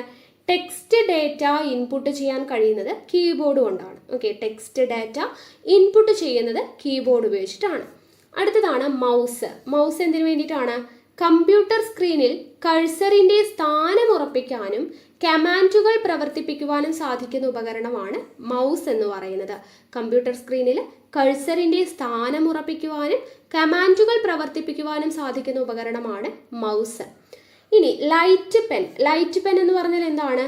പേന പോലുള്ള ഒരു പോയിന്റിംഗ് ഡിവൈസ് ആണ് ലൈറ്റ് പെൻ എന്ന് പറഞ്ഞാൽ. നമുക്ക് സ്ക്രീനിലൊക്കെ നേരിട്ട് വരയ്ക്കാൻ വേണ്ടിയിട്ട് സഹായിക്കുന്നതാണ് ലൈറ്റ് പെൻ. ഓക്കെ, അടുത്തത് ടച്ച് സ്ക്രീൻ. അടുത്ത ഇൻപുട്ട് ഉപകരണമാണ് ടച്ച് സ്ക്രീൻ. ടച്ച് സ്ക്രീൻ എന്ന് പറയുമ്പോൾ ആ പേര് പോലെ തന്നെയാണ്, നമുക്ക് ഡിസ്പ്ലേ സ്ക്രീനിൽ ഇങ്ങനെ ടച്ച് ചെയ്തിട്ട് തൊട്ട് തിരഞ്ഞെടുക്കുവാനും പ്രവർത്തനങ്ങളൊക്കെ ചെയ്യിക്കുവാനും വേണ്ടി സഹായിക്കുന്നതാണ് ടച്ച് സ്ക്രീൻ എന്ന് പറയുന്നത്. അടുത്തത് ജോയ്സ്റ്റിക്ക്. എല്ലാവർക്കും അറിയുന്നതാണ്. നമുക്ക് എന്താണ്? വീഡിയോ ഗെയിമുകൾ കളിക്കാനും റോബോട്ടുകളെ പ്രവർത്തിപ്പിക്കുവാനും ഒക്കെ ഉപയോഗിക്കുന്നതാണ് എന്ത്? ജോയ്സ്റ്റിക്ക് എന്ന് പറയുന്നത്. അടുത്തത് മൈക്രോഫോൺ. മൈക്രോഫോൺ എന്തിനാണ്? അനലോഗ് രീതിയിലുള്ള ശബ്ദം സ്വീകരിച്ച് ഡിജിറ്റൽ രൂപത്തിലാക്കിയിട്ട് കമ്പ്യൂട്ടറിന് നൽകുന്നതാണ് മൈക്രോഫോൺ എന്ന് പറയുന്നത്. അടുത്തത് സ്കാനർ. സ്കാനർ എന്തിനാണ്? ചിത്രങ്ങളും പ്രിന്റ് ചെയ്ത ടെക്സ്റ്റും കമ്പ്യൂട്ടറിന് നൽകാൻ ഉപയോഗിക്കുന്നു. ചിത്രങ്ങളും പ്രിന്റ് ചെയ്ത ടെക്സ്റ്റും കമ്പ്യൂട്ടറിന് നൽകാൻ ഉപയോഗിക്കുന്നതാണ് സ്കാനർ എന്ന് പറയുന്നത്. ഓക്കെ, അപ്പോൾ ഇൻപുട്ട് ഉപകരണങ്ങളാണ് നമ്മൾ പറഞ്ഞുകൊണ്ടിരിക്കുന്നത്. അപ്പോൾ ഇപ്പോൾ ഇത്രയും നേരം പറഞ്ഞത് എന്തൊക്കെയാണ്? Keyboard, mouse, light pen, touch screen, joystick, microphone, scanner. അടുത്ത ഇൻപുട്ട് ഉപകരണമാണ് OMR. OMR എന്ന് പറഞ്ഞാൽ എന്താണ്? ഒബ്ജക്റ്റീവ് ടൈപ്പ് ടെസ്റ്റുകളും ചോദ്യാവലികളും മൂല്യനിർണ്ണയം നടത്തുന്നതിന് ഉപയോഗിക്കുന്നതാണ് OMR. ഒബ്ജക്റ്റീവ് ടൈപ്പ് ടെസ്റ്റുകളും ചോദ്യാവലികളും നമുക്ക് അറിയുന്നതാണ് അല്ലേ OMR. അടുത്തത് ബാർകോഡ് റീഡർ. ബാർകോഡ് റീഡർ എന്താണ്? ബാർകോഡിലുള്ള ഡേറ്റ ഇൻപുട്ട് ചെയ്യാൻ ഉപയോഗിക്കുന്നതാണ് ബാർകോഡ് റീഡർ. ബാർകോഡിലുള്ള ഡേറ്റ ഇൻപുട്ട് ചെയ്യാൻ ഉപയോഗിക്കുന്നു. ഇതിന് സമാനമായിട്ടുള്ള QR കോഡുകളും വായിക്കുന്നു. നമുക്കറിയാം ബാർകോഡ് ഏകമാനവും QR കോഡ് ദ്വിമാനവുമാണ്. ഓക്കെ, അപ്പോൾ ഇത്രയുമാണ് എന്താ ഇൻപുട്ട് ഉപകരണങ്ങൾ പറഞ്ഞല്ലോ. അപ്പോൾ ഏതൊക്കെയാണെന്നുള്ളത് നോട്ട് ചെയ്ത് വെച്ചേക്കാം. അടുത്തത് ഔട്ട്പുട്ട് ഉപകരണങ്ങൾ. എന്താണ് ഔട്ട്പുട്ട് ഉപകരണങ്ങൾ എന്ന് വെച്ചാൽ? കമ്പ്യൂട്ടറിൽ നിന്നും കിട്ടുന്ന ഇൻഫർമേഷൻ യൂസറിന് നൽകുന്നതാണ് ഔട്ട്പുട്ട് ഉപകരണങ്ങൾ. കമ്പ്യൂട്ടറിൽ നിന്നും കിട്ടുന്ന ഇൻഫർമേഷൻ യൂസറിന് നൽകുന്നതാണ് ഔട്ട്പുട്ട് ഉപകരണങ്ങൾ. ഔട്ട്പുട്ട് ഉപകരണങ്ങൾ ഏതൊക്കെയാണ്, അതിൻ്റെ എന്തൊക്കെയാണ്, അവ ചെയ്യുന്ന പ്രവൃത്തികൾ എന്തൊക്കെയാണെന്നുള്ളതാണ് നോക്കുന്നത്. ഫങ്ഷൻസ് നോക്കാം. മോണിറ്റർ എന്താണ്? CRT മോണിറ്ററുകൾ, LCD മോണിറ്ററുകൾ, TFT മോണിറ്ററുകൾ, LED മോണിറ്ററുകൾ എന്നീ ദൃശ്യ ഉപകരണങ്ങൾ ഇതിൽപ്പെടുന്നു. അപ്പോൾ മോണിറ്റർ എന്ന് പറയുമ്പോൾ തന്നെ അതിൽ പലതരം മോണിറ്റർ ഉണ്ട്. CRT, LCD, TFT, LED ഇങ്ങനെയുള്ള മോണിറ്ററുകൾ, ഇങ്ങനെയുള്ള ദൃശ്യോപകരണങ്ങളെല്ലാം എന്തിൽ വരുന്നതാണ്? മോണിറ്ററിൽ വരുന്നതാണ്. അടുത്തത് LCD പ്രൊജക്ടർ. അടുത്ത ഔട്ട്പുട്ട് ഉപകരണമാണ് LCD പ്രൊജക്ടർ. അതായത് കമ്പ്യൂട്ടറിലെ ഡേറ്റയോ ചിത്രമോ വീഡിയോയോ വലിയൊരു സ്ക്രീനിലോ പരന്ന പ്രതലത്തിലോ ദൃശ്യമാക്കുന്ന ഉപകരണമാണ് എന്ത്? പ്രൊജക്ടർ. എല്ലാവർക്കും അറിയുന്നതാണ് LCD പ്രൊജക്ടർ. അടുത്തത് പ്രിന്റർ എന്താണ്? ഹാർഡ് കോപ്പി ഔട്ട്പുട്ട് നൽകുന്ന ഉപകരണമാണ് അല്ലേ. നമ്മൾ പ്രിന്റ് എടുത്ത് നമ്മൾ ഹാർഡ് കോപ്പി ആയിട്ട് എടുക്കുന്നതാണ് പ്രിന്റർ എന്ന് പറയുന്നത്. ഇമ്പാക്റ്റ് എന്നും നോൺ ഇമ്പാക്റ്റ് എന്നും രണ്ടായിട്ട് തിരിച്ചിട്ടുണ്ട്. പ്രിന്റർ എന്ന് പറയുന്നത് രണ്ട് തരത്തിലുണ്ട്.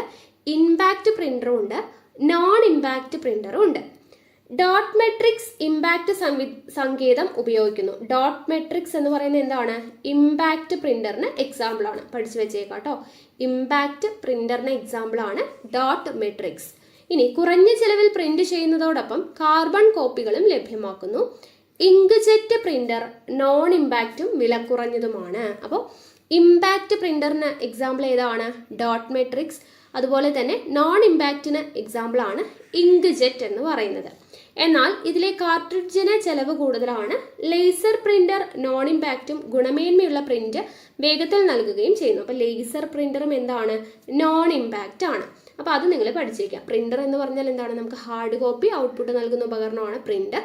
ഇമ്പാക്റ്റ് പ്രിന്ററും ഉണ്ട്, നോൺ ഇമ്പാക്റ്റും ഉണ്ട്. ഇമ്പാക്റ്റിന് എക്സാമ്പിൾ ആണ് ഡോട്ട് മെട്രിക്സ്, നോൺ ഇമ്പാക്റ്റിന് എക്സാമ്പിൾ ആണ് ഇങ്ക്ജെറ്റും ലേസർ പ്രിന്ററും. ഓക്കെ. അടുത്ത ഔട്ട്പുട്ട് ഉപകരണമാണ് പ്ലോട്ടർ എന്ന് പറഞ്ഞാൽ എന്താണ്? ഗ്രാഫുകളുടെയും രേഖാചിത്രങ്ങളുടെയും ഹാർഡ് കോപ്പി നൽകുന്ന ഔട്ട്പുട്ട് ഉപകരണമാണ് പ്ലോട്ടർ. ഓക്കെ. ഗ്രാഫുകളുടെയും രേഖാചിത്രങ്ങളുടെയും ഹാർഡ് കോപ്പി നൽകുന്ന ഔട്ട്പുട്ട് ഉപകരണമാണ് പ്ലോട്ടർ എന്ന് പറയുന്നത്. അടുത്തത് 3D പ്രിന്റർ. 3D പ്രിന്റർ എന്താണ്? 3D ഒബ്ജക്റ്റുകൾ പ്രിന്റ് ചെയ്യാൻ ഉപയോഗിക്കുന്നതാണ്. 3D ഒബ്ജക്റ്റുകൾ പ്രിന്റ് ചെയ്യാൻ ഉപയോഗിക്കുന്നതാണ് 3D പ്രിന്റർ. വിവിധ അസംസ്കൃത വസ്തുക്കൾ ഉപയോഗിച്ച് പലതരം 3D ഒബ്ജക്റ്റുകൾ നിർമ്മിക്കാം. അപ്പോൾ പേരൊന്ന് പഠിച്ചേക്കാം. അടുത്തതാണ്, അപ്പോൾ ഇത്രയാണ് എന്ത് നമുക്ക് ഔട്ട്പുട്ട് ഉപകരണങ്ങളിൽ വരുന്നത് കേട്ടോ. അടുത്തത് വേസ്റ്റ്. കുറച്ച് ടേംസ് നമുക്ക് പഠിക്കാനുണ്ട്. ഒന്നാമത്തേത് വേസ്റ്റ് എന്താണ്?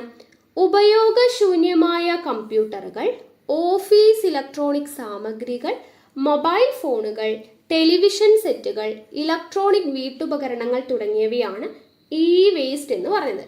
വേസ്റ്റ് എന്ന് പറഞ്ഞാൽ എന്താണെന്ന് നമുക്കറിയാം. അപ്പോൾ ഇലക്ട്രോണിക് ആ ഒരു രീതിയിലുള്ള വേസ്റ്റുകളെ നമ്മൾ എന്തെന്ന് പറയുന്നു?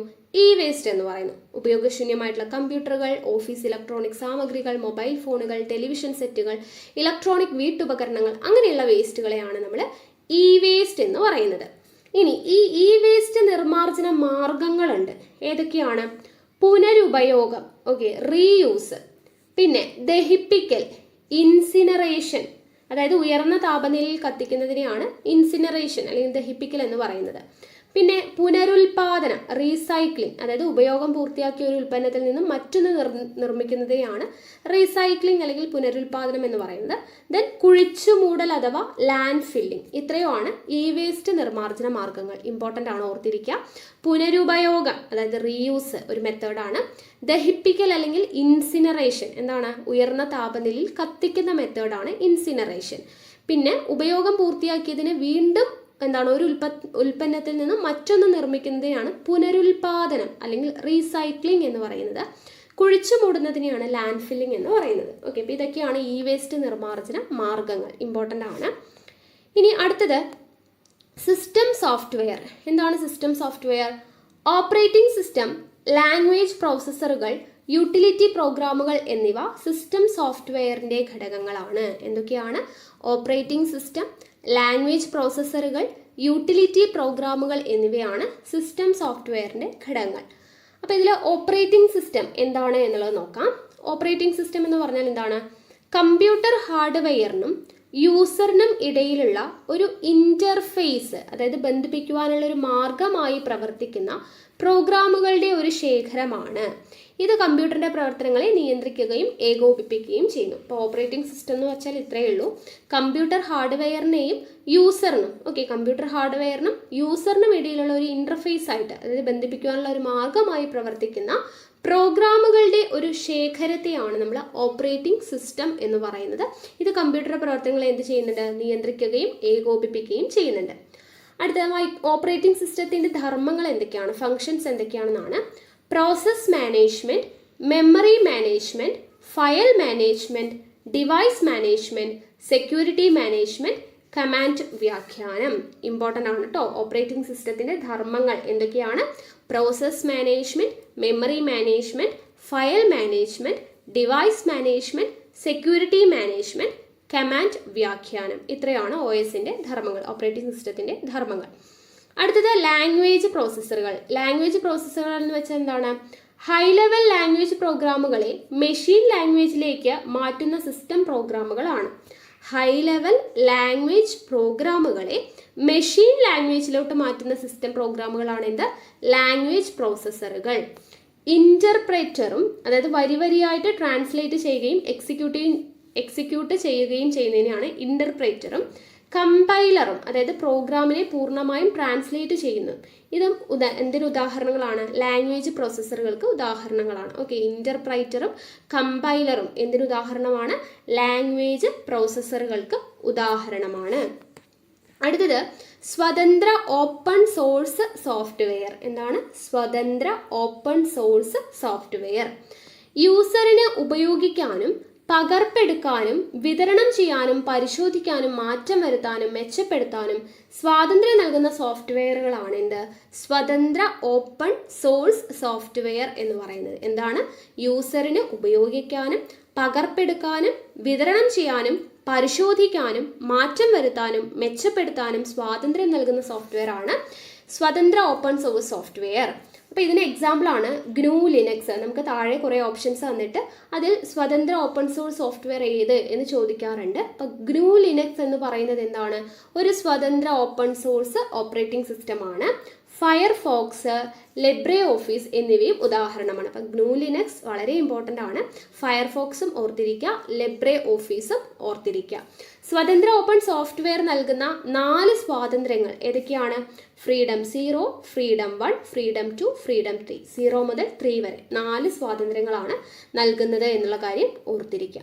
ഓക്കെ, അപ്പോൾ ഇത്രയും ആയിക്കഴിഞ്ഞാൽ നമ്മുടെ രണ്ടാമത്തെ ചാപ്റ്റർ കംപ്ലീറ്റ് ആയിട്ടുണ്ട്.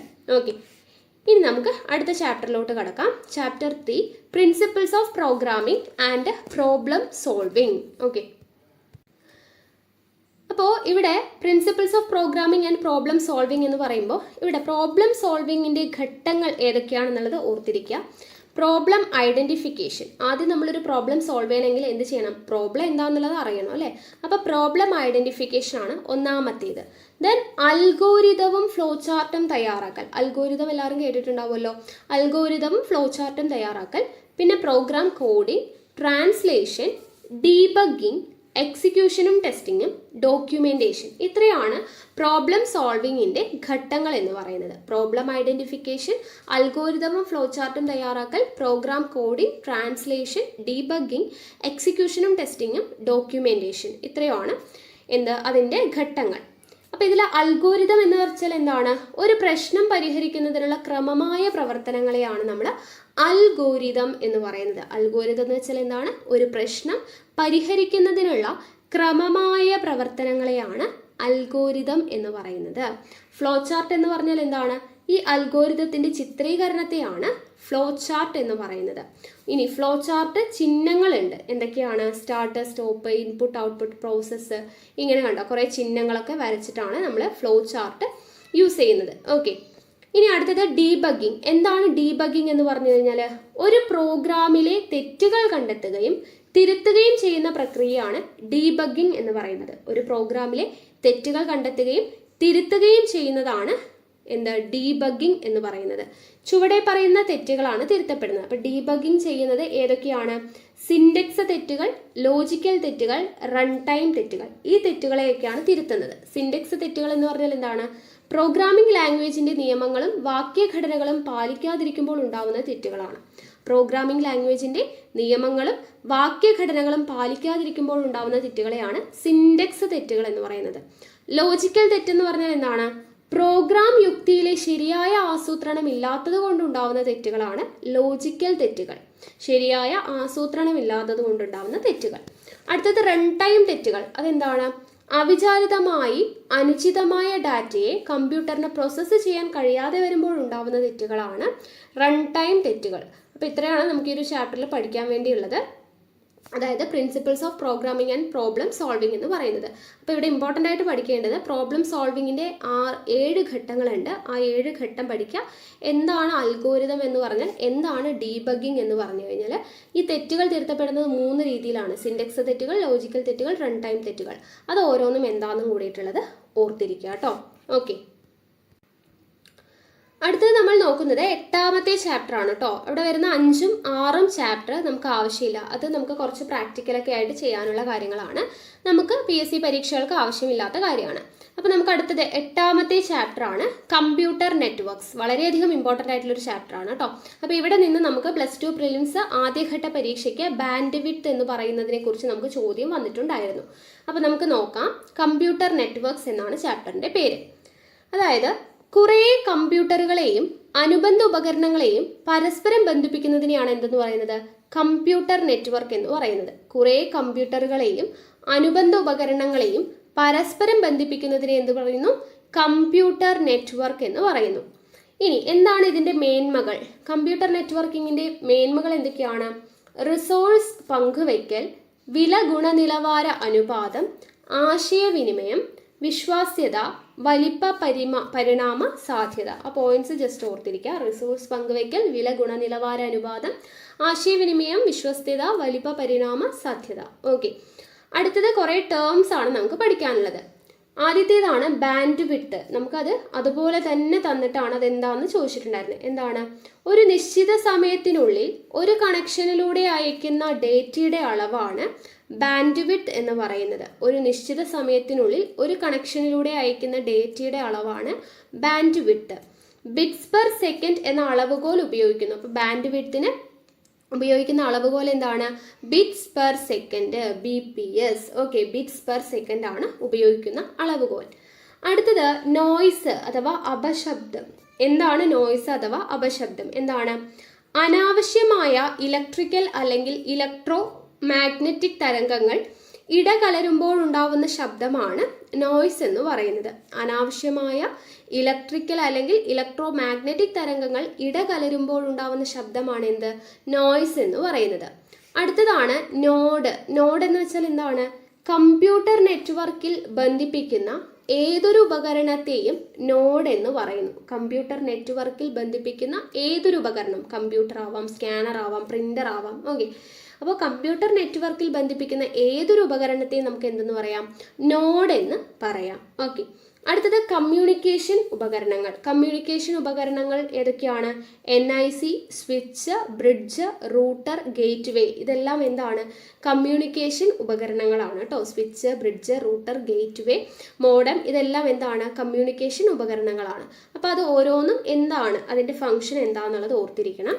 സ്വിച്ച് എന്താണ്? സ്വിച്ച് ധാരാളം കമ്പ്യൂട്ടറുകളെ ഒരു നെറ്റ്വർക്കിൽ ബന്ധിപ്പിക്കുന്നതിന് ഉപയോഗിക്കുന്ന ഒരു ഇൻ്റലിജൻ്റ് ഉപകരണമാണ് സ്വിച്ച് എന്ന് പറയുന്നത്. ധാരാളം കമ്പ്യൂട്ടറുകളെ ഒരു നെറ്റ്വർക്കിൽ ബന്ധിപ്പിക്കുന്നതിന് ഉപയോഗിക്കുന്ന ഒരു ഇൻ്റലിജൻ്റ് ഉപകരണമാണ് സ്വിച്ച്. അടുത്തത് ബ്രിഡ്ജ്. എന്താണ് ബ്രിഡ്ജ്? ഒരു നെറ്റ്വർക്കിനെ വിവിധ സെഗ്മെന്റുകളായിട്ട് വിഭജിക്കുവാനും അവയെ പരസ്പരം ബന്ധിപ്പിക്കുവാനും ഉപയോഗിക്കുന്ന ഉപകരണം. ബ്രിഡ്ജ് എന്ന് പറഞ്ഞാൽ എന്താണ്? പാലം അല്ലേ? ഒരു കരയെയും അടുത്തൊരു കരയും തമ്മിൽ ബന്ധിപ്പിക്കാനാണ് നമ്മൾ പാലം ഉപയോഗിക്കുക അല്ലേ? അതുപോലെ തന്നെയാണ് ഒരു നെറ്റ്വർക്കിനെ വിവിധ സെഗ്മെന്റുകളായിട്ട് വിഭജിക്കുകയും ആ വിവിധ സെഗ്മെന്റുകളെ പരസ്പരം ബന്ധിപ്പിക്കുവാൻ വേണ്ടി ഉപയോഗിക്കുന്ന ഉപകരണമാണ് എന്ത്? ബ്രിഡ്ജ് എന്ന് പറയുന്നത്. അടുത്തത് റൂട്ടർ. റൂട്ടർ എന്താണ്? ഒരേ പ്രോട്ടോകോൾ പാലിക്കുന്ന 2 നെറ്റ്വർക്കുകളെ ബന്ധിപ്പിക്കുകയും ലക്ഷ്യമിടുന്ന കമ്പ്യൂട്ടറിലേക്ക് മാത്രം ഡാറ്റ അയക്കുകയും ചെയ്യുന്ന ഒരു ഇൻ്റലിജൻ്റ് ഉപകരണമാണ്. അതായത് ഒരേ പ്രോട്ടോകോൾ പാലിക്കുന്ന 2 നെറ്റ്വർക്കുകളെ തമ്മിൽ ബന്ധിപ്പിക്കുകയും ലക്ഷ്യമിടുന്ന കമ്പ്യൂട്ടറിലോട്ട് മാത്രം ഡാറ്റ അയക്കുകയും ചെയ്യുന്ന ഒരു ഇൻ്റലിജൻ്റ് ഉപകരണമാണ് റൂട്ടർ. അടുത്തത് ഗേറ്റ് വേ എന്താണ്? വ്യത്യസ്ത പ്രോട്ടോകോളുകൾ അനുസരിക്കുന്ന 2 നെറ്റ്വർക്കുകളെ പരസ്പരം ബന്ധിപ്പിക്കാൻ ഉപയോഗിക്കുന്നു. അപ്പോൾ ഒരേ പ്രോട്ടോകോൾ പാലിക്കുന്നതിനെ തമ്മിൽ ബന്ധിപ്പിക്കുന്നത് റൂട്ടറും, വ്യത്യസ്ത പ്രോട്ടോകോൾ അനുസരിക്കുന്ന 2 നെറ്റ്വർക്കുകളെ തമ്മിൽ പരസ്പരം ബന്ധിപ്പിക്കാൻ ഉപയോഗിക്കുന്ന ഉപകരണമാണ് ഗേറ്റ് വേ എന്ന് പറയുന്നത്. അടുത്തത് മോഡം എന്താണ്? ഡിജിറ്റൽ സിഗ്നലുകളെ അനലോഗായി മാറ്റുകയും അനലോഗ് സിഗ്നലുകളെ ഡിജിറ്റലായി മാറ്റുകയും ചെയ്യുന്ന ഉപകരണമാണ്. ഡിജിറ്റൽ സിഗ്നലിനെ അനലോഗായിട്ടും അനലോഗ് സിഗ്നലുകളെ ഡിജിറ്റലായിട്ട് മാറ്റാൻ ഉപയോഗിക്കുന്ന ഉപകരണമാണ് മോഡം. അപ്പോൾ കമ്മ്യൂണിക്കേഷൻ ഉപകരണങ്ങൾ switch, bridge, router, gateway, modem ഇതെല്ലാം പഠിച്ചിരിക്കുക കേട്ടോ. അടുത്തത് ടോപ്പോളജി. എന്താണ് ടോപ്പോളജി? ഒരു നെറ്റ്വർക്കിൽ കമ്പ്യൂട്ടറുകളെ ഭൗതികമായി ബന്ധിപ്പിക്കുന്ന ശൈലിയാണ് ടോപ്പോളജി എന്ന് പറയുന്നത്. ഒരു നെറ്റ്വർക്കിൽ കമ്പ്യൂട്ടറുകളെ ഭൗതികമായി ബന്ധിപ്പിക്കുന്ന ശൈലിയെയാണ് നമ്മൾ എന്തെന്ന് പറയുന്നത്? ടോപ്പോളജി എന്ന് പറയുന്നത്. പ്രധാനപ്പെട്ട ടോപ്പോളജികളാണ് bus topology, star topology, ring topology. Okay, bus, star, ring topology, ഇങ്ങനെ പ്രധാനപ്പെട്ട 3 ടോപ്പോളജികളാണ് ഉള്ളത്. ഒരു നെറ്റ്വർക്കിൽ കമ്പ്യൂട്ടറുകളെ ഏതൊക്കെ രീതിയിലാണ് ബന്ധിപ്പിക്കുന്നത് അതിൻ്റെ ഭൗതികമായിട്ടുള്ള ഘടനയനുസരിച്ചിട്ടാണ് bus topology, star topology, ring topology. ആ പേര് പോലെ തന്നെയാണ്. ഒന്നാമത്തേത് ബസ് ടോപ്പോളജി ചിത്രം കണ്ടോ? ഒരു ബസ്സിൽ എങ്ങനെയാണ് ആളുകൾ ഇരിക്കുന്നത് അല്ലേ? അവിടെ ഒരു സീറ്റ്, ഇവിടെ ഒരു സീറ്റ്, ആ ഒരു രീതിയിലാണ് ബസ്സിൽ എങ്ങനെയാണോ ആളുകൾ ഇരിക്കുന്നത് അതുപോലെ അറേഞ്ച് ചെയ്തിരിക്കുന്നതുകൊണ്ടാണ് ബസ് ടോപ്പോളജി. ഓക്കെ, ഇനി അടുത്തത് എന്താണ്? Star topology. അപ്പോൾ നമുക്ക് ഇവിടെ കാണുമ്പോൾ തന്നെ അറിയാം, നമ്മളൊരു സ്റ്റാർ വരയ്ക്കുന്ന ആ ഒരു ഷേപ്പിലാണ് എന്താ അറേഞ്ച് ചെയ്തിരിക്കുന്നത്? കമ്പ്യൂട്ടറുകളെ അറേഞ്ച് ചെയ്തിട്ടുള്ളത് അല്ലേ? അപ്പോൾ അതാണ് സ്റ്റാർ ടോപ്പോളജി. ഓക്കെ, ഇനി അടുത്ത റിംഗ് ടോപ്പോളജി. ഒരു റിംഗ് ആയിട്ട് തന്നെയാണ് കമ്പ്യൂട്ടറുകളെ അറേഞ്ച് ചെയ്തിരിക്കുന്നത്. ചിത്രം കാണുമ്പോൾ നമുക്ക് അറിയാൻ പറ്റും. ഓക്കെ, അപ്പോൾ ഇങ്ങനെയാണ് ടോപ്പോളജി എന്ന് പറയുന്നത് കേട്ടോ. ഒരു നെറ്റ്വർക്കിൽ കമ്പ്യൂട്ടറുകളെ എങ്ങനെയാണ് ഭൗതികമായിട്ട് ബന്ധിപ്പിക്കുന്ന ശൈലിയാണ് ടോപ്പോളജി എന്ന് പറയുക. പ്രധാനപ്പെട്ട ടോപ്പോളജി, ഒരു ബസ്സിൽ എന്താണ് കുറേ ആളുകൾ ഇരിക്കുന്നത് പോലെ അറേഞ്ച് ചെയ്തിട്ടുള്ളതിനെയാണ് ബസ് ടോപ്പോളജി. സ്റ്റാർ ടോപ്പോളജി ഇതാണ്. Then ring topology. ചിത്രം നോക്കി മനസ്സിലാക്കാം. അടുത്തത് IP അഡ്രസ് എന്ന് വെച്ചാൽ എന്താണ്? ഒരു നെറ്റ്വർക്കിലെ ഓരോ നോഡിനെയും കൃത്യമായി തിരിച്ചറിയാൻ നാം നൽകുന്ന 4 ഭാഗങ്ങളുള്ള ഒരു സംഖ്യാന വിലാസം. ഓരോ ഭാഗത്തിലും 0 മുതൽ 255 വരെയുള്ള സംഖ്യകൾ ഉപയോഗിക്കുന്നു. അപ്പോൾ എന്താണ് IP അഡ്രസ് എന്ന് പറയുന്നത്? ഒരു നെറ്റ്വർക്കിലെ ഓരോ നോഡിനെയും, എന്താണ് നോഡ് എന്ന് നമ്മൾ നേരത്തെ പറഞ്ഞിട്ടുണ്ടായിരുന്നു അല്ലേ? എന്താണ് നോഡ് എന്ന് പറഞ്ഞത് ഓർമ്മയുണ്ടോ? അതായത് കമ്പ്യൂട്ടർ നെറ്റ്വർക്കിൽ ബന്ധിപ്പിക്കുന്ന ഏതൊരു ഉപകരണത്തെയും, കമ്പ്യൂട്ടർ, സ്കാനർ, പ്രിന്റർ, അങ്ങനെയുള്ള ഏതൊരു ഉപകരണത്തെയും നമുക്ക് എന്തെന്ന് പറയാം? നോഡ് എന്ന് പറയാമെന്ന് പറഞ്ഞു. അപ്പോൾ ഒരു നെറ്റ്വർക്കിലെ ഓരോ നോഡിനെയും പ്രത്യേകമായിട്ട് തിരിച്ചറിയാൻ വേണ്ടി നൽകുന്ന ഒരു വിലാസം, അതായത് നമ്പർ ആയിരിക്കും കൊടുത്തിട്ടുണ്ടാവുക. ഓക്കെ, അതായത് ഇവിടെ നോക്കുക 148 പോയിന്റ്, ഇവിടെ 78.25.0.12. അപ്പോൾ ഇങ്ങനെയുള്ള സംഖ്യ വിലാസങ്ങൾ 0 മുതൽ 255 വരെയുള്ള നമ്പേഴ്സ് യൂസ് ചെയ്യുന്നുണ്ട്. അപ്പോൾ ഓരോ ഉപകരണങ്ങൾക്കും പ്രത്യേകമായി തിരിച്ചറിയാൻ വേണ്ടിയിട്ടുള്ള സംഖ്യകൾ ഉപയോഗിച്ചിട്ടുള്ള വിലാസം, അതാണ് IP അഡ്രസ് എന്ന് നമ്മൾ പറയുന്നത്. ഓക്കെ, അപ്പോൾ അതുപോലെ MAC അഡ്രസ്. എന്താണ് MAC അഡ്രസ്? ഓരോ നെറ്റ്വർക്ക് ഇൻ്റർഫേസ് കാർഡിനെയും, ഓക്കെ, NIC എന്ന് വെച്ചാൽ എന്താണ്? Network interface card. ഓരോ നെറ്റ്വർക്ക് ഇൻ്റർഫേസ് കാർഡിനെയും കൃത്യമായി തിരിച്ചറിയാൻ അതിൻ്റെ നിർമ്മാതാവ് നൽകുന്ന 12 അക്കങ്ങളുള്ള ഒരു ഹെക്സാഡെസിമൽ സംഖ്യയാണ് മീഡിയ ആക്സസ് കൺട്രോൾ അഡ്രസ്സ്, അതായത് MAC അഡ്രസ്. MAC എന്ന് വെച്ചാൽ എന്താണ്? മീഡിയ ആക്സസ് കൺട്രോൾ അഡ്രസ്സ് എന്ന് പറയുന്നത്. ഓക്കെ, അപ്പോൾ ഓരോ നെറ്റ്വർക്ക് ഇൻ്റർഫേസ് കാർഡിനെയും കൃത്യമായിട്ട് തിരിച്ചറിയാൻ വേണ്ടിയിട്ട് നിർമ്മാതാവ് നൽകുന്ന ഒരു 12 അക്കമുള്ള ഒരു ഹെക്സാഡെസിമൽ സംഖ്യയാണ് ഓക്കെ എന്തെന്ന് പറയുന്നത്? മീഡിയ ആക്സസ് കൺട്രോൾ അഡ്രസ് എന്ന് പറയുന്നത്. ഓക്കെ, അപ്പോൾ ഇത്രയുമാണ് അവിടെ പറയാനുള്ള ടേംസ്. ഇമ്പോർട്ടൻ്റ് ആയിട്ടുള്ള എല്ലാ ടേംസും പറഞ്ഞിട്ടുണ്ട്.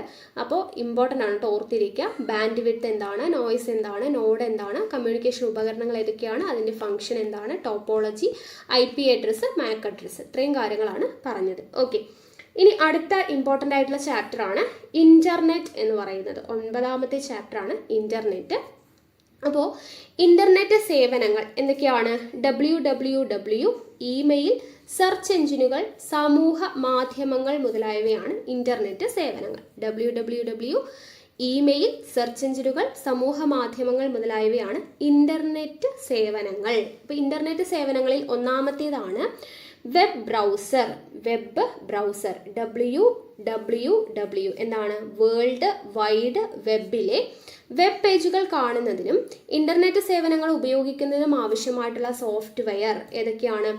Google Chrome, Internet Explorer, Mozilla Firefox, Opera, Safari. ഇതെല്ലാമാണ് എന്ത്? സോഫ്റ്റ്വെയർ. വേൾഡ് വൈഡ് വെബിലെ വെബ് പേജുകൾ കാണുന്നതിനും ഇൻ്റർനെറ്റ് സേവനങ്ങളും വേണ്ടിയിട്ട് ഉപയോഗിക്കുന്നതാണ്, നമ്മൾ സ്ഥിരം ഉപയോഗിക്കുന്നതാണ് Google Chrome, Internet Explorer, Mozilla Firefox, Opera, Safari തുടങ്ങിയവ. ഓക്കെ, അപ്പോൾ ഇതെല്ലാം വെബ് ബ്രൗസർ ആണ്. അടുത്ത സെർച്ച് എഞ്ചിനുകൾ. സെർച്ച് എഞ്ചിനുകൾ എന്താണ്? നമുക്ക് ആവശ്യമുള്ള വിവരങ്ങൾ നൽകാൻ കഴിയുന്ന വേൾഡ് വൈഡ് വെബിലെ വെബ്സൈറ്റുകൾ ലിസ്റ്റ് ചെയ്യുന്ന വെബ്സൈറ്റുകളാണ് സെർച്ച് എഞ്ചിനുകൾ. ഇതിൽ വെബ് ക്രാളർ, സ്പൈഡർ എന്നറിയപ്പെടുന്ന പ്രത്യേകതരം സോഫ്റ്റ്വെയർ ഉണ്ട്. അപ്പോൾ സെർച്ച് എഞ്ചിൻ ഏതാണ് എന്ന് പറഞ്ഞ് നമുക്ക് +2 പ്രിലിംസിന് ചോദിച്ചിട്ടുണ്ടായിരുന്നു അല്ലേ? ഗൂഗിൾ എന്ന് പറഞ്ഞ് നമുക്ക് ആൻസറും വന്നിട്ടുണ്ടായിരുന്നു. അപ്പോൾ സെർച്ച് എഞ്ചിൻ എന്താണെന്നുള്ളത് ഓർത്തിരിക്കാം. അടുത്തത് ഇമെയിൽ. ഇമെയിൽ എന്താണ്? ഇൻ്റർനെറ്റിലൂടെ സന്ദേശങ്ങൾ കൈമാറുന്ന സംവിധാനമാണ് ഇമെയിൽ എന്ന് പറയുന്നത്. ഇമെയിൽ എന്താണ്? ഇൻ്റർനെറ്റിലൂടെ സന്ദേശങ്ങൾ കൈമാറുന്ന സംവിധാനമാണ് ഇമെയിൽ. ഇമെയിലിൻ്റെ ഭാഗങ്ങൾ എന്തൊക്കെയാണ്? ടു എന്ന് പറഞ്ഞാൽ എന്താണ്? സ്വീകർത്താവ്. CC എന്താണിത്? ദ്വിതീയ സ്വീകർത്താക്കൾ. BCC എന്താണ്? തൃതീയ സ്വീകർത്താക്കൾ. വിഷയം, ഉള്ളടക്കം, അറ്റാച്ച്മെൻറ്റുകൾ. ഇത് ഇമ്പോർട്ടൻ്റ് ആണ് കേട്ടോ, നോട്ട് ചെയ്ത് വെച്ചേക്കാം. ഇമെയിലിൻ്റെ ഭാഗങ്ങൾ. 2 എന്ന് പറഞ്ഞാൽ നമുക്കറിയാം ആർക്കാണോ എന്താണ് അയക്കുന്നത് അല്ലെ, ആരാണോ ഈ കത്ത് സ്വീകരിക്കുന്നത് അവരാണ് സ്വീകർത്താവ്. 2. CC എന്ന് പറഞ്ഞാൽ ദ്വിതീയ സ്വീകർത്താക്കൾ. BCC എന്ന് വെച്ചാൽ തൃതീയ സ്വീകർത്താക്കൾ. പിന്നെ വിഷയം, ഉള്ളടക്കം, അറ്റാച്ച്മെൻറ്റുകൾ. അടുത്ത ഇമെയിലിൻ്റെ മേന്മകൾ എന്തൊക്കെയാണ്? വേഗത അല്ലേ? പെട്ടെന്ന് നമ്മളിപ്പോൾ ഒരു കത്ത് നമ്മൾ തപാൽ വഴി അയച്ച് അവരുടെ കയ്യിൽ എത്തുന്നതിനേക്കാളും സ്പീഡിൽ നമുക്ക് മെയിൽ കിട്ടും അല്ലേ? അപ്പോൾ വേഗത. ഉപയോഗിക്കാൻ എന്താണ്? എളുപ്പം. അറ്റാച്ച്മെൻറ്റുകൾ ചേർക്കാം. പരിസ്ഥിതി സൗഹൃദമാണ്, നമുക്ക് പേപ്പറും അങ്ങനെയുള്ള കാര്യങ്ങളും ഒന്നും വേണ്ട. പിന്നെ എളുപ്പത്തിലും വേഗത്തിലുമുള്ള മറുപടിയും നമുക്ക് പെട്ടെന്ന് തന്നെ ലഭിക്കും. ഒരു എഴുത്തെഴുതി മറുപടി ലഭിക്കാൻ കുറേ ദിവസങ്ങളെടുക്കും. ഇതാകുമ്പോൾ നമുക്ക് എളുപ്പത്തിൽ അപ്പം തന്നെ വേഗത്തിലുള്ള മറുപടി ലഭിക്കും. ധനലാഭം അല്ലേ? പോകേണ്ട ആവശ്യമില്ല, യാത്രയുടെ ആവശ്യമില്ല. ധനലാഭം. എപ്പോഴും എവിടെയുമുള്ള ലഭ്യത, എവിടെ ഇരുന്നു കൊണ്ട് നമുക്ക് ലഭിക്കാനായിട്ട് പറ്റും. അപ്പോൾ ഇതൊക്കെയാണ് ഇമെയിലിൻ്റെ മേന്മകൾ, നമുക്ക് അറിയുന്നതാണ്. ഇനി അടുത്തത് വിവിധ തരം സമൂഹ മാധ്യമങ്ങൾ ഏതൊക്കെയാണ്? വിവിധതരം സമൂഹ മാധ്യമങ്ങൾ: ഇൻ്റർനെറ്റ് ഫോറങ്ങൾ, സോഷ്യൽ ബ്ലോഗുകൾ, മൈക്രോ ബ്ലോഗുകൾ, വിക്കികൾ, സാമൂഹിക നെറ്റ്വർക്കുകൾ, ഉള്ളടക്ക സമൂഹങ്ങൾ. ഇതൊക്കെയാണ് വിവിധതരം സമൂഹ മാധ്യമങ്ങൾ. ഇതിൽ ഇൻ്റർനെറ്റ് ഫോറങ്ങൾ എന്ന് പറഞ്ഞാൽ എന്താണ്? ഓരോ സമൂഹ മാധ്യമവും എന്താണ് എന്നാണ് പറയുന്നത് കേട്ടോ. അപ്പോൾ അതും പഠിച്ചിരിക്കണം. ഇൻ്റർനെറ്റ് ഫോറങ്ങൾ എന്ന് പറഞ്ഞാൽ എന്താണ്? സന്ദേശങ്ങൾ അയച്ചുകൊണ്ട് ഒരേ വിഷയത്തിൽ ആളുകൾക്ക് ഓൺലൈനായിട്ട് ചർച്ച നടത്താനുള്ള വെബ്സൈറ്റുകളാണ് ഇൻ്റർനെറ്റ് ഫോറങ്ങൾ. ഓക്കെ, സന്ദേശങ്ങൾ അയച്ചുകൊണ്ട് ഒരേ വിഷയത്തെക്കുറിച്ച് ആളുകൾക്ക് ഓൺലൈനായിട്ട് ചർച്ച നടത്താനുള്ള വെബ്സൈറ്റുകളാണ് ഇൻ്റർനെറ്റ് ഫോറങ്ങൾ. ഉദാഹരണം എന്താണ്? Ubuntu forum. ഓക്കെ, അടുത്തത് സോഷ്യൽ ബ്ലോഗുകൾ. സോഷ്യൽ ബ്ലോഗുകൾ എന്ന് വെച്ചാൽ എന്താണ്? അവസാനം പോസ്റ്റ് ചെയ്ത് ആദ്യം ദൃശ്യമാകും വിധം ചർച്ചകളും വിവരങ്ങളും പങ്കുവയ്ക്കലും നടക്കുന്ന വെബ്സൈറ്റുകളാണ്. അവസാനം പോസ്റ്റ് ചെയ്തത് ആദ്യം ദൃശ്യമാകും വിധം ചർച്ചകളും വിവരങ്ങൾ പങ്കുവയ്ക്കലും നടക്കുന്ന വെബ്സൈറ്റുകളാണ് എന്ത്? സോഷ്യൽ ബ്ലോഗുകൾ. ഉദാഹരണം blogger.com, wordpress.com. ഇതെല്ലാം സോഷ്യൽ ബ്ലോഗുകൾക്ക് എക്സാമ്പിളാണ്. അടുത്തത് മൈക്രോ ബ്ലോഗുകൾ. മൈക്രോ ബ്ലോഗുകൾ എന്താണ്? ചെറിയ വാക്യങ്ങളിലൂടെയും ചിത്രങ്ങളിലൂടെയും വീഡിയോ ലിങ്കുകൾ പങ്കുവെച്ചും ആശയങ്ങൾ കൈമാറുന്ന വെബ്സൈറ്റുകളാണ് മൈക്രോ ബ്ലോഗുകൾ. ചെറിയ വാക്യങ്ങളിലൂടെയും ചിത്രങ്ങളിലൂടെയും എന്ത് ചെയ്യുന്നു? വീഡിയോ ലിങ്കുകൾ പങ്കുവെച്ച് ആശയങ്ങൾ കൈമാറുന്നതാണ് മൈക്രോ ബ്ലോഗുകൾ. Example twitter.com. എല്ലാവർക്കും അറിയുന്നതാണ് അല്ലേ? ഈ കാര്യങ്ങളെല്ലാം എല്ലാവർക്കും അറിയുന്നതായിരിക്കും. എങ്കിലും അതിൻ്റെ ഡെഫിനിഷനൊക്കെ ചിലപ്പോൾ പറഞ്ഞു കൊടുക്കുമ്പോൾ നമുക്കൊരു കൺഫ്യൂഷൻ വരാൻ ചാൻസ് ഉണ്ട്. അപ്പോൾ ജസ്റ്റ് ഒന്ന് വായിച്ച് എക്സാമ്പിളും നോക്കി വയ്ക്കാം. അടുത്തത് വിക്കികൾ. എന്താണ്? ഒരു വെബ് പേജിലെ ഉള്ളടക്കം മെച്ചപ്പെടുത്തിയും വിവരങ്ങൾ കൂട്ടിച്ചേർത്തും ഒരു പൊതു ഡോക്യുമെൻ്റായിട്ട് മാറ്റാൻ അനുവദിക്കുന്ന വെബ്സൈറ്റുകളാണ് വിക്കികൾ. ഇതൊരു കണ്ടന്റ് മാനേജ്മെൻറ്റ് സിസ്റ്റമാണ് അല്ലേ? വിക്കികൾ എന്ന് പറയുന്നത് കണ്ടന്റ് മാനേജ്മെൻറ്റ് സിസ്റ്റമാണ്. ഉദാഹരണം വിക്കിപീഡിയ. അടുത്തത് സാമൂഹിക നെറ്റ്വർക്കുകൾ ഏതൊക്കെയാണ്? സ്വന്തം വെബ് പേജുകൾ നിർമ്മിക്കാനും അതിലൂടെ മറ്റുള്ളവരുമായിട്ട് ആശയവിനിമയം നടത്താനും ഉള്ളടക്കം പങ്കുവയ്ക്കുവാനും സാധിക്കുന്ന വെബ്സൈറ്റുകളാണ് ടെക്സ്റ്റ് ചിത്രങ്ങൾ, വീഡിയോ എന്നിവയൊക്കെ എന്ത് ചെയ്യാം? പങ്കുവയ്ക്കാം. അപ്പം അതെന്താണ് സാമൂഹിക നെറ്റ്വർക്കുകൾ, സോഷ്യൽ നെറ്റ്വർക്കിന് എക്സാമ്പിൾ ഏതൊക്കെയാണ്? ഫേസ്ബുക്ക്, ഓക്കെ, ലിങ്ക്ഡിൻ, ഓക്കെ, അതെല്ലാം എന്താണ്? സാമൂഹിക നെറ്റ്വർക്കാണ്. ഫേസ്ബുക്ക് അത് ഓർത്ത് വെച്ചാൽ മതി. അപ്പം അതിൻ്റെ ഫങ്ഷൻസ് എന്തൊക്കെയാണെന്നുള്ളത് നമുക്ക് അറിഞ്ഞോളും. അടുത്തത് ഉള്ളടക്ക സമൂഹങ്ങൾ. എന്താണ്? ഫോട്ടോകൾ, വീഡിയോകൾ തുടങ്ങിയ ഉള്ളടക്കങ്ങളുടെ ശേഖരം പങ്കുവയ്ക്കുന്ന വെബ്സൈറ്റുകളാണ്. ഓക്കെ, ഫോട്ടോയുടെയും വീഡിയോയുടെയൊക്കെ ഉള്ളടക്കമുള്ള ഒരു ശേഖരം പങ്കുവയ്ക്കുന്നതാണ് ഉള്ളടക്ക സമൂഹങ്ങൾ എന്ന് പറയുന്നത്. ഫോർ എക്സാമ്പിൾ ആണ് യൂട്യൂബ്, നമ്മൾ ഉപയോഗിക്കുന്ന യൂട്യൂബ്, ഫ്ലിക്കർ, അതൊക്കെ. അടുത്തത് സമൂഹ മാധ്യമങ്ങളുടെ ഗുണങ്ങൾ എന്തൊക്കെയാണ്? അപ്പോൾ ഉള്ളടക്ക സമൂഹങ്ങളിൽ വരുന്നതാണ് യൂട്യൂബ്, സാമൂഹിക നെറ്റ്വർക്കുകളിൽ വരുന്നതാണ് ഫേസ്ബുക്ക്, വിക്കികൾ അതിൽ വരുന്നതാണ് വിക്കിപീഡിയ, മൈക്രോ ബ്ലോഗുകളിൽ വരുന്നതാണ് ട്വിറ്റർ എന്ന് പറയുന്നത്, സോഷ്യൽ ബ്ലോഗുകളിൽ വരുന്നതാണ് blogger.com എന്ന് പറയുന്നത്. ഓക്കെ, അപ്പോൾ ഓരോന്നിനും എക്സാമ്പിളും കൂടെ പഠിച്ചു വെച്ചേക്കാം. അടുത്ത സമൂഹ മാധ്യമങ്ങളുടെ ഗുണങ്ങൾ എന്തൊക്കെയാണ്? ആളുകളെ ഒരുമിച്ച് കൂട്ടുന്നു, സംരംഭങ്ങൾ ആസൂത്രണം ചെയ്ത് നടപ്പിലാക്കുന്നു, ബിസിനസ് വളർത്തുന്നു, സാമൂഹിക ശേഷികൾ വർദ്ധിപ്പിക്കുന്നു. ഇതൊക്കെയാണ് ഗുണങ്ങൾ, നമുക്കറിയാം. ഇനി പോരായ്മകൾ എന്തൊക്കെയാണ്? മറ്റുള്ളവരുടെ സ്വകാര്യതയിലേക്കുള്ള കടന്നുകയറ്റം, അപവാദ പ്രചരണം, അതൊക്കെ സ്ഥിരമായിട്ടുള്ള സമൂഹ മാധ്യമങ്ങളുടെ പോരായ്മയാണ്. അതും നമുക്ക് അറിയുന്ന കാര്യമാണ്, നോട്ട് ചെയ്ത് വെച്ചേക്കാം. അടുത്തത് സൈബർ സുരക്ഷയെ ബാധിക്കുന്ന ഘടകങ്ങൾ. സൈബർ സുരക്ഷയെ ബാധിക്കുന്ന ഘടകങ്ങൾ എന്തൊക്കെയാണ്? ഒന്ന്, കമ്പ്യൂട്ടർ വൈറസ്. ഇത് ഇമ്പോർട്ടൻ്റ് ആണ് കേട്ടോ. സൈബർ സുരക്ഷയെ ബാധിക്കുന്ന ഘടകങ്ങൾ എന്തൊക്കെയാണ്? Computer virus. കമ്പ്യൂട്ടർ വൈറസ് എന്ന് പറയുമ്പോൾ എന്താണ്? ഒരു ഫയലിനൊപ്പമോ പ്രോഗ്രാമിനൊപ്പമോ നാം അറിയാതെ നമ്മുടെ കമ്പ്യൂട്ടറിൽ കടക്കുകയും അതിൻ്റെ സ്വാഭാവിക പ്രവർത്തനത്തെ പ്രതികൂലമായി ബാധിക്കുകയും ചെയ്യുന്ന പ്രോഗ്രാമുകളെയാണ് കമ്പ്യൂട്ടർ വൈറസ് എന്ന് പറയുന്നത്. ഓക്കെ, ഒരു ഫയലിനോടൊപ്പോ അല്ലെങ്കിൽ ഒരു പ്രോഗ്രാമിനോടൊപ്പോ നമ്മൾ അറിയാതെ തന്നെ നമ്മുടെ കമ്പ്യൂട്ടറിൽ കടക്കുന്നു, പിന്നീട് എന്ത് ചെയ്യുന്നു? അതിൻ്റെ സ്വാഭാവികമായിട്ടുള്ള പ്രവർത്തനത്തെ പ്രതികൂലമായി ബാധിക്കുകയും ചെയ്യുന്ന പ്രോഗ്രാമുകളാണ് കമ്പ്യൂട്ടർ വൈറസ്. അടുത്തത് ട്രോജൻ ഹോഴ്സ്. സൈബർ സുരക്ഷയെ ബാധിക്കുന്ന ഘടകങ്ങൾ എന്തൊക്കെയാണെന്നാണ് പറയുന്നത്. ഒന്നാമത്തെ ഘടകമാണ് കമ്പ്യൂട്ടർ വൈറസ്. അടുത്താണ് ട്രോജൻ ഹോഴ്സ്. ട്രോജൻ ഹോഴ്സ് എന്ന് വെച്ചാൽ എന്താണ്? പ്രയോജനപ്രദമായ സോഫ്റ്റ്വെയർ എന്ന് തോന്നും വിധം കാണപ്പെടുകയും ഉപയോഗിക്കുമ്പോൾ നമ്മുടെ കമ്പ്യൂട്ടറിനെ കേടുവരുത്തുകയും ചെയ്യുന്ന പ്രോഗ്രാമാണ്. നമുക്ക് കാണുമ്പോൾ യൂസ്ഫുൾ ആയിട്ടുള്ളൊരു സോഫ്റ്റ്വെയർ ആണെന്ന് തോന്നും, പക്ഷെ നമുക്കത് യൂസ് ചെയ്യുന്ന സമയത്ത് നമ്മുടെ കമ്പ്യൂട്ടറിനെ കേടുവരുത്തുകയും ചെയ്യുന്നതാണ് ട്രോജൻ ഹോഴ്സ് എന്ന് പറയുന്നത്. അടുത്തതാണ് ഹാക്കിംഗ്. അടുത്ത സൈബർ സുരക്ഷയെ ബാധിക്കുന്ന ഘടകമാണ് ഹാക്കിംഗ്. ഹാക്കിംഗ് എന്ന് വെച്ചാൽ എന്താണ്? നെറ്റ്വർക്ക് കണക്ഷൻ്റെയും ഘടിപ്പിച്ചിട്ടുള്ള കമ്പ്യൂട്ടറുകളുടെയും സ്വാഭാവിക പ്രവർത്തനത്തെ ദുരുപയോഗം ചെയ്യുന്ന പ്രവർത്തനമാണ് ഹാക്കിംഗ്. കമ്പ്യൂട്ടർ വിദഗ്ധർ കമ്പ്യൂട്ടർ നെറ്റ്വർക്കുകളുടെ സുരക്ഷ ഉറപ്പാക്കുന്നതിനും ആക്രമണത്തെ പ്രതിരോധിക്കുന്നതിനും വേണ്ടി ചെയ്യുന്ന കടന്നുകയറ്റത്തെ എത്തിക്കൽ ഹാക്കിംഗ് എന്നാണ് പറയുന്നത്. കമ്പ്യൂട്ടർ വിദഗ്ധർ എന്ത് ചെയ്യുന്നു? കമ്പ്യൂട്ടർ നെറ്റ്വർക്കുകളുടെ സുരക്ഷ ഉറപ്പാക്കുന്നതിനും ആക്രമണത്തെ പ്രതിരോധിക്കുന്നതിനും വേണ്ടിയിട്ടൊക്കെ നമ്മൾ ചെയ്യുന്നതിനെയാണ് ഹാക്കിങ്ങിനെ എത്തിക്കൽ ഹാക്കിംഗ് എന്ന് പറയും.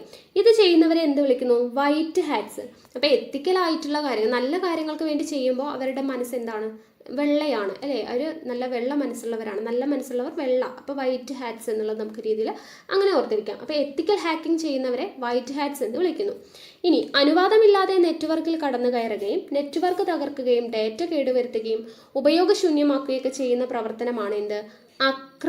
അക്രമാത്മക ഹാക്കിംഗ്. ഓക്കെ, അക്രമാത്മക ഹാക്കിംഗ്. അപ്പോൾ അക്രമം എന്ന് പറയുമ്പോൾ ഒരു ബ്ലാക്ക് കളർ ആണെന്നുള്ളത് ഓർത്തിരിക്കുക. അപ്പോൾ ബ്ലാക്ക് ഹാറ്റ്സ് എന്നാണ് അവരെ വിളിക്കുന്നത്. ഓക്കെ, അപ്പോൾ ഹാക്കിംഗ് എന്ന് പറയുന്നത് തന്നെ രണ്ട് തരത്തിലുണ്ട്. എത്തിക്കൽ ഹാക്കിങ്ങും ഉണ്ട്, അക്രമാത്മക ഹാക്കിങ്ങും ഉണ്ട്. അപ്പോൾ എത്തിക്കൽ ഹാക്കിംഗ് എന്ന് പറഞ്ഞാൽ എന്താണ്? കമ്പ്യൂട്ടർ വിദഗ്ധർ കമ്പ്യൂട്ടർ നെറ്റ്വർക്കുകളുടെ സുരക്ഷയ്ക്ക് വേണ്ടിയിട്ടോ അല്ലെങ്കിൽ ആക്രമണത്തെ പ്രതിരോധിക്കുന്നതിന് വേണ്ടിയിട്ടൊക്കെ ചെയ്യുന്ന ഹാക്കിംഗ് ആണ് എത്തിക്കൽ ഹാക്കിംഗ്. എത്തിക്കൽ ഹാക്കിംഗ് ചെയ്യുന്നവർ നല്ല മനസ്സുള്ളവരാണ്, അപ്പോൾ വൈറ്റ് ഹാറ്റ്സ് എന്ന് വിളിക്കുന്നു. അക്രമാത്മക ഹാക്കിംഗ് എന്ന് പറഞ്ഞാൽ എന്താണ്? അനുവാദമില്ലാതെ നെറ്റ്വർക്കിൽ കടന്നു കയറുക, നെറ്റ്വർക്ക് തകർക്കുക, ഡേറ്റ കേടുവരുത്തുക അല്ലെങ്കിൽ ഉപയോഗശൂന്യമാക്കുക, അങ്ങനെയുള്ളതിനെയൊക്കെയാണ് അക്രമാത്മക ഹാക്കിംഗ് എന്ന് പറയുന്നത്. അത് ചെയ്യുന്നവരാണ് ബ്ലാക്ക് ഹാറ്റ്സ് എന്ന് വിളിക്കുന്നത്. ഓക്കെ, അപ്പോൾ നല്ല ഉദ്ദേശത്തോടെ ചിലപ്പോൾ നിയമപരമായും മറ്റു ചിലപ്പോൾ നിയമവിരുദ്ധമായും നെറ്റ്വർക്കിൽ അതിക്രമിച്ച് കയറുന്നവരെ എന്ത് വിളിക്കുന്നു? ഗ്രേ ഹാറ്റ്സ് എന്ന് വിളിക്കുന്നു. ഓക്കെ, നല്ല ഉദ്ദേശത്തോടു കൂടി ചിലപ്പോൾ നിയമപരമായിട്ട് വരും, അല്ലാത്ത സമയത്ത് നിയമവിരുദ്ധമായിട്ടും ചെയ്യും. അപ്പോൾ രണ്ടും കൂടെ ഇടകലർന്നതാണ്. ഓക്കെ, ചിലപ്പോൾ നല്ല ഉദ്ദേശം, ചിലപ്പോൾ അതിനെ നിയമവിരുദ്ധമായിട്ട് ചെയ്യും. അങ്ങനെയുള്ളവരെ എന്താണ്? ബ്ലാക്കും വൈറ്റും കൂടെ മിക്സ്ഡ് ആയിട്ടുള്ള ആളുകളാണ് ഗ്രേ ഹാറ്റ്സ് എന്നാണ് വിളിക്കുന്നത്. ഓക്കെ, അപ്പോൾ ഈ ടേംസ് പഠിച്ചു വെച്ചേക്കാം. അടുത്തതാണ് ഫിഷിംഗ്. ഫിഷിംഗ് എന്ന് പറഞ്ഞാൽ എന്താണ്? യഥാർത്ഥ വെബ്സൈറ്റ് എന്ന് തോന്നിക്കും വിധം ഡ്യൂപ്ലിക്കേറ്റ് സൈറ്റ് നൽകി user name, password, credit card തുടങ്ങിയ വിവരങ്ങൾ ചോർത്തുന്ന പ്രവർത്തനത്തെയാണ് ഫിഷിംഗ് എന്ന് പറയാം. നമുക്ക് നോക്കുമ്പോൾ യഥാർത്ഥ സൈറ്റ് ആണെന്ന് തോന്നും, പക്ഷേ അങ്ങനെ യഥാർത്ഥമാണെന്ന് തോന്നിപ്പിച്ചുകൊണ്ട് ഡ്യൂപ്ലിക്കേറ്റ് സൈറ്റ് യൂസ് ചെയ്ത് യൂസർ നെയിമും പാസ്വേഡും ക്രെഡിറ്റ് കാർഡ് ഡീറ്റെയിൽസും ഒക്കെ ചോർത്തുന്നതിനെയാണ് ഫിഷിംഗ് എന്ന് പറയുന്നത്. ഓക്കെ, ഇത്തരം തെറ്റിദ്ധരിപ്പിക്കുന്ന വെബ്സൈറ്റുകളുടെ നിർമ്മാണത്തെ സ്പൂഫിംഗ് എന്നാണ് വിളിക്കുന്നത്. ഇങ്ങനെയുള്ള വെബ്സൈറ്റുകളുടെ നിർമ്മാണത്തെ സ്പൂഫിംഗ് എന്നാണ് വിളിക്കുന്നത്. അങ്ങനത്തെ വെബ്സൈറ്റ് യൂസ് ചെയ്തിട്ട് യൂസർ നെയിമും പാസ്വേഡും ക്രെഡിറ്റ് കാർഡൊക്കെ ചോർത്തുന്നതിനെ ഫിഷിംഗ് എന്നാണ് പറയുന്നത്. ഓക്കെ, അപ്പോൾ ഫിഷിങ്ങും സ്പൂഫിങ്ങും എന്താണെന്നുള്ളത് പഠിച്ചേക്കാം. അപ്പോൾ ഇത്രയാണ് ആ ഒരു ചാപ്റ്റർ, 9ാമത്തെ ചാപ്റ്റർ. അടുത്ത ചാപ്റ്ററാണ് 10ാമത്തേത്, IT-യുടെ ആപ്ലിക്കേഷൻസ് ആണ്. ഇതും ഇമ്പോർട്ടൻ്റ് ആയിട്ടുള്ള ചാപ്റ്റർ ആണ് കേട്ടോ. IT-യുടെ ആപ്ലിക്കേഷൻസ്. ഒന്ന്, ഭരണം. എന്താണ് ഭരണം? സർക്കാർ സേവനങ്ങൾ പൗരന്മാർക്ക് സൗകര്യപ്രദമായതും സുതാര്യമായതും കാര്യക്ഷമമായും ലഭിക്കുന്നതിനായിട്ട് വിവരവിനിമയ സാങ്കേതിക വിദ്യ ഉപയോഗിക്കുന്നതിനെയാണ് ഭരണം എന്ന് പറയുന്നത്. സർക്കാർ സേവനങ്ങൾ പൗരന്മാർക്ക് സൗകര്യപ്രദമായും സുതാര്യമായും കാര്യക്ഷമമായും ലഭ്യമാക്കുന്നതിനായിട്ട് വിവരവിനിമയ സാങ്കേതിക വിദ്യ ഉപയോഗിക്കുന്നതിനെയാണ് ഭരണം എന്ന് പറയുന്നത്. ഭരണത്തിലെ വിവിധതരം ഇടപാടുകൾ എന്തൊക്കെയാണ്? G2G, G2C, G2B, G2E ഇതൊക്കെയാണ് ഭരണത്തിലെ വിവിധ തരം ഇടപാടുകൾ. G2G എന്ന് പറഞ്ഞാൽ ഗവൺമെൻറ് ടു ഗവൺമെൻറ്, G2C എന്ന് പറഞ്ഞാൽ ഗവൺമെൻറ് ടു സിറ്റിസൺസ്, G2B എന്ന് പറഞ്ഞാൽ government to business, then government to employees. ഇതാണ് ഭരണത്തിലെ വിവിധ തരം ഇടപാടുകൾ. ഇത് ഇമ്പോർട്ടൻ്റ് ആണ് കേട്ടോ. ഭരണത്തിന് ആവശ്യമായിട്ടുള്ള അടിസ്ഥാന സൗകര്യം എന്തൊക്കെയാണ്? ഇതിൽ സ്റ്റേറ്റ് ഡാറ്റാ സെൻറ്റർ വകുപ്പുകളെ ബന്ധിപ്പിക്കാൻ state wide area network SWAN, common service centre CSC എന്നിവ ഉൾക്കൊള്ളുന്നു. കേരളത്തിൽ കോമൺ സർവീസ് സെൻറ്റർ ആയിട്ടുള്ള അക്ഷയ കേന്ദ്രങ്ങൾ പ്രവർത്തിക്കുന്നു. അപ്പോൾ കേരളത്തിൽ കോമൺ സർവീസ് സെൻറ്റർ ആയിട്ട് പ്രവർത്തിക്കുന്നത് എന്താണ്? അക്ഷയ കേന്ദ്രങ്ങളാണെന്നുള്ളത് ഓർത്തിരിക്കുക. ഇനി ഭരണ നേട്ടങ്ങൾ എന്തൊക്കെയാണ്? സേവനങ്ങളുടെ ഓട്ടോമേഷൻ, ജനാധിപത്യം ശക്തിപ്പെടുന്നു, പ്രവർത്തനങ്ങളിലെ സുതാര്യത, അനാവശ്യ ഓഫീസ് സന്ദർശനങ്ങൾ ഒഴിവാക്കുന്നു. ഈ ഭരണത്തിലെ വെല്ലുവിളികൾ എന്തൊക്കെയാണ്? ഡിജിറ്റൽ വേർതിരിവ് സൃഷ്ടിക്കപ്പെടുന്നു, സൈബർ ആക്രമണങ്ങൾക്ക് വഴി തുറക്കുന്നു, പൊതുജനങ്ങളുടെ സ്വകാര്യത നഷ്ടപ്പെടുന്നു. എക്സാമ്പിൾ ഏതൊക്കെയാണെന്നുള്ളത് ജസ്റ്റ് പഠിച്ചു വെച്ചേക്കാം കേട്ടോ. www.itmissionkerala.government.in, ഓക്കെ, www.edistrict.kerala.government.in, അങ്ങനെയുള്ള കുറേ. ഓക്കെ, ഇപ്പം ഇതെല്ലാം എന്താണ്? ഭരണം അതിൻ്റെ സൈറ്റുകൾക്ക് എക്സാമ്പിളാണ്. അടുത്തത് ബിസിനസ് എന്താണ്? വിവരവിനിമയ സാങ്കേതിക വിദ്യയിലൂടെ ബിസിനസ് വിവരങ്ങൾ കൈമാറുക, ബിസിനസ് ബന്ധങ്ങൾ നിലനിർത്തുക, ബിസിനസ് ഇടപാടുകൾ നടത്തുക തുടങ്ങിയ പ്രവർത്തനങ്ങളെയാണ് ബിസിനസ് എന്ന് പറയുന്നത്. ഇനി കൊമേഴ്സും ബിസിനസ്സും എന്താണ്?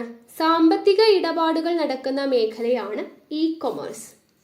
കൊമേഴ്സ് എന്ന് പറയുമ്പോൾ തന്നെ നമുക്കറിയാം സാമ്പത്തിക ഇടപാടുകൾ നടക്കുന്ന മേഖലയാണ് കൊമേഴ്സ്. എന്നാൽ ഒരു ബിസിനസ് നടത്തിപ്പിന് ആവശ്യമായിട്ടുള്ള പരസ്യ പ്രചാരണം, അസംസ്കൃത വസ്തുക്കളുടെ ശേഖരണം, ഉപഭോക്തൃ വിദ്യാഭ്യാസം തുടങ്ങിയവയെല്ലാം ബിസിനസ്സിൻ്റെ പരിധിയിൽ വരുന്നു. ഓക്കെ, അപ്പോൾ കൊമേഴ്സും ബിസിനസ്സും എന്താണെന്നുള്ളത് ഓർത്തിരിക്കുക. അപ്പോൾ എന്താണ്? സാമ്പത്തിക ഇടപാടുകൾ നടക്കുന്ന മേഖലയാണ് കൊമേഴ്സ് എന്ന് പറയുന്നത്. ബിസിനസ്സിൻ്റെ പരിധിയിൽ വരുന്നത് എന്തൊക്കെയാണ്? ഒരു ബിസിനസ് നടത്തിപ്പിന് ആവശ്യമായിട്ടുള്ള പരസ്യ പ്രചാരണം, അസംസ്കൃത വസ്തുക്കളുടെ ശേഖരണം, ഉപഭോക്തൃ വിദ്യാഭ്യാസം, ഇതെല്ലാം ബിസിനസ്സിൻ്റെ പരിധിയിൽ വരുന്നതാണ്. അടുത്തത് ഇലക്ട്രോണിക് പേയ്മെൻറ്റ് സിസ്റ്റം, EPS എന്താണ്? വാങ്ങുന്നവരും കൊടുക്കുന്നവരും തമ്മിൽ ഓൺലൈനിലൂടെ സാമ്പത്തിക ഇടപാട് നടത്തുന്നതിനുള്ള സംവിധാനമാണ് EPS, ഇലക്ട്രോണിക് പേയ്മെൻറ്റ് സിസ്റ്റം. വാങ്ങുന്നവരും കൊടുക്കുന്നവരും തമ്മിൽ ഓൺലൈനിലൂടെ എന്ത് ചെയ്യുന്നു? സാമ്പത്തിക ഇടപാട് നടത്തുന്നു. ഇതിനായിട്ട് എന്തൊക്കെ യൂസ് ചെയ്യാം? ക്രെഡിറ്റ് അല്ലെങ്കിൽ ഡെബിറ്റ് കാർഡുകൾ, ഇലക്ട്രോണിക് ചെക്ക്, ഡിജിറ്റൽ പണം, ഇതെല്ലാം ഉപയോഗിക്കുന്നു. ഇലക്ട്രോണിക് പേയ്മെൻറ്റ് സിസ്റ്റം EPS എല്ലാവർക്കും അറിയുന്നതാണ്. അടുത്തത് ബാങ്കിങ് എന്ന് പറഞ്ഞാൽ എന്താണ്? ബാങ്കിങ് സേവനങ്ങൾ ഉപഭോക്താക്കൾക്ക് ഇലക്ട്രോണിക് ചാനലിലൂടെ നേരിട്ട് ലഭ്യമാക്കുന്ന സംവിധാനമാണ് ബാങ്കിങ്. ഇതിപ്പോൾ എല്ലായിടത്തും ഉള്ളതാണ് അല്ലേ. ഇനി ബിസിനസ്സിൻ്റെ ഗുണങ്ങൾ എന്തൊക്കെയാണ്?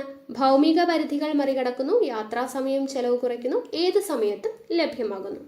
ഇനി അതിൻ്റെ വെല്ലുവിളികൾ എന്തൊക്കെയാണ്? ബിസിനസ്സിൻ്റെ ശരിയായ അറിവും അവബോധവും ഇല്ലാതിരിക്കുക, തൊട്ടും അനുഭവിച്ചും അറിയാനാവാത്ത അവസ്ഥ. അപ്പം ബിസിനസ്സിൻ്റെ ഇതിന് എക്സാമ്പിളാണ് www.amazon.com. നിങ്ങൾക്ക് അറിയുന്ന എക്സാമ്പിൾ പഠിച്ചു വയ്ക്കുക, അപ്പോൾ അത് എളുപ്പമായിരിക്കും. ഓക്കെ, ആമസോൺ എന്ന് പറയുന്നത് എക്സാമ്പിളായിട്ട് പഠിച്ചു വയ്ക്കുക, ബിസിനസ്സിന് എക്സാമ്പിൾ. ഓക്കെ, ഭരണത്തിന് എക്സാമ്പിൾ ഏതാണ്? kerala.government.in. ഓക്കെ, അത് ഓർത്തിരിക്കുക. അടുത്തത് ലേണിംഗ് എന്ന് പറയുമ്പോൾ ഏതാണ്? വിദ്യാഭ്യാസ ആവശ്യത്തിനായിട്ട് ഇലക്ട്രോണിക് മാധ്യമങ്ങളും വിവരവിനിമയ സാങ്കേതിക വിദ്യയും ഉപയോഗിക്കുന്നതിനെയാണ് ഇ ലേണിംഗ് എന്ന് പറയുന്നത്. ഓക്കെ, വിദ്യാഭ്യാസ ആവശ്യത്തിന് വേണ്ടിയിട്ട് ഇലക്ട്രോണിക് മാധ്യമങ്ങൾ ഉപയോഗിക്കുമ്പോൾ അത് ഇ ലേണിംഗ്. ബിസിനസ് ആവശ്യങ്ങൾക്ക് വേണ്ടിയിട്ട് വിവരവിനിമയ സാങ്കേതിക വിദ്യ ഉപയോഗിക്കുമ്പോൾ അത് ഇ ബിസിനസ്. ഓക്കെ, അപ്പോൾ ഇ ലേണിംഗ് ടൂളുകൾ ഏതൊക്കെയാണ്? E book reader, E chat, online chat, വീഡിയോകൾ, TV ചാനൽ, അതായത് വിക്ടേഴ്സ് ചാനൽ, ഇതെല്ലാം എന്താണ്? ഇ ലേണിംഗ് ടൂളുകളാണ് അല്ലേ? ഇ ബുക്ക് റീഡർ ഉണ്ട്, അതുപോലെ ഇ ചാറ്റ് ഉണ്ട്, ഓൺലൈൻ ചാറ്റ് ഉണ്ട്, വീഡിയോസ് ഉണ്ട്, TV ചാനൽ, വിക്ടേഴ്സ് ചാനൽ ഒക്കെ ഉണ്ട്. ഇനി ഈ ലേണിങ്ങിൻ്റെ ഗുണങ്ങൾ എന്തൊക്കെയാണ്? അകാലങ്ങളിലുള്ള ധാരാളം വിദ്യാർത്ഥികൾക്ക് പഠിക്കാൻ അവസരമുണ്ട്, കുറഞ്ഞ പഠന ചെലവ് മതി, വൈവിധ്യമാർന്ന ഓൺലൈൻ കോഴ്സുകൾ ചെയ്യാനാവും, പഠനത്തിന് സമയ സ്ഥല പരിമിതിയില്ല, എവിടെ ഇരുന്നു കൊണ്ടും ഏത് കോഴ്സ് വേണമെങ്കിലും പഠിക്കാം. ഇനി ഈ ലേണിങ്ങിൻ്റെ വെല്ലുവിളികൾ എന്തൊക്കെയാണ്? അധ്യാപക വിദ്യാർത്ഥി മുഖാമുഖ ആശയവിനിമയം അല്ലെ, ഡൗട്ട്സ് ഒക്കെ നമുക്ക് നേരിട്ട് അധ്യാപകരുമായിട്ട് മുഖാമുഖം ഇരുന്ന് ക്ലാസ് കേൾക്കുവാനും ഡൗട്ട്സ് ക്ലിയർ ചെയ്യാനൊന്നും നമുക്ക് പറ്റത്തില്ല. പരിമിതമായ വിനിമയം താല്പര്യക്കുറവ് സൃഷ്ടിച്ചേക്കാം, പ്രായോഗിക പരിജ്ഞാനം ലഭിക്കുന്നില്ല. അപ്പോൾ ഇതൊക്കെയാണ് ഇ ലേണിങ്ങിൻ്റെ വെല്ലുവിളികൾ. ഇ ലേണിങ്ങിന് എക്സാമ്പിളും കൊടുത്തിട്ടുണ്ട് ഇവിടെ നോക്കുക. IGNOU online, www.ignoonline. ഓക്കെ, അതുപോലെ തന്നെ NPTEL, അതും ജസ്റ്റ് ഓർത്തിരിക്കുക, എക്സാമ്പിൾ പഠിച്ചു വെച്ചേക്കുക. ഓക്കെ, അപ്പോൾ ഈ ലേണിംഗ് എന്താണ്, ഈ ബിസിനസ് എന്താണ്, ഈ ഭരണം എന്താണ്, അതിനുള്ള എക്സാമ്പിൾ ഈ കൊമേഴ്സ്, അങ്ങനെയുള്ള കാര്യങ്ങളൊക്കെയാണ് IT ആപ്ലിക്കേഷൻസിൽ വരുന്നത്. ഓക്കെ, അപ്പോൾ ഇതോട് കൂടിയിട്ട് നമ്മുടെ +1 കമ്പ്യൂട്ടർ ആപ്ലിക്കേഷൻ എന്ന് പറയുന്ന ആ ഒരു ടെക്സ്റ്റ് ബുക്ക് കംപ്ലീറ്റ് ആയിട്ടുണ്ട്. 10 ചാപ്റ്റർ ഉണ്ടായിരുന്നു, അതിൽ നമുക്ക് 5ഉം 6ഉം ആ 2 ചാപ്റ്ററാണ് അവിടെ വേണ്ടാതെ വന്നത്. ഓക്കെ, അവിടെ ഇമ്പോർട്ടൻ്റ് അല്ലാത്ത ചാപ്റ്റേഴ്സ് നമ്മൾ എടുത്തിട്ടില്ല, ബാക്കി പ്രധാനപ്പെട്ട എല്ലാ ചാപ്റ്റേഴ്സും നമ്മൾ എടുത്തിട്ടുണ്ട്. അപ്പോൾ നിങ്ങൾക്ക് മനസ്സിലായെന്ന് ഞാൻ വിചാരിക്കുന്നു. അപ്പോൾ ഈ ക്ലാസ്സിൻ്റെ ഈ PDF, ഈ നോട്ട്സ്, ഓക്കെ, ഈ PDF ഞാൻ ടെലഗ്രാം ചാനലിൽ ഇട്ട് തന്നേക്കാം. അപ്പോൾ ടെലഗ്രാമിൽ ജോയിൻ ചെയ്യാത്തവരുണ്ടെങ്കിൽ ജോയിൻ ചെയ്യുക, താഴെ ഡിസ്ക്രിപ്ഷനിൽ ലിങ്ക് കൊടുത്തിട്ടുണ്ട്. അപ്പോൾ ടെലഗ്രാമിൽ നിന്നും നോട്ട്സ് ഡൗൺലോഡ് ചെയ്തെടുത്ത് പഠിക്കുക. ഓക്കെ ആണല്ലോ? അപ്പോൾ ബാക്കിയുള്ള ക്ലാസ്സുമായിട്ട് നമുക്ക് ഉടനെ തന്നെ കാണാം. Thank you.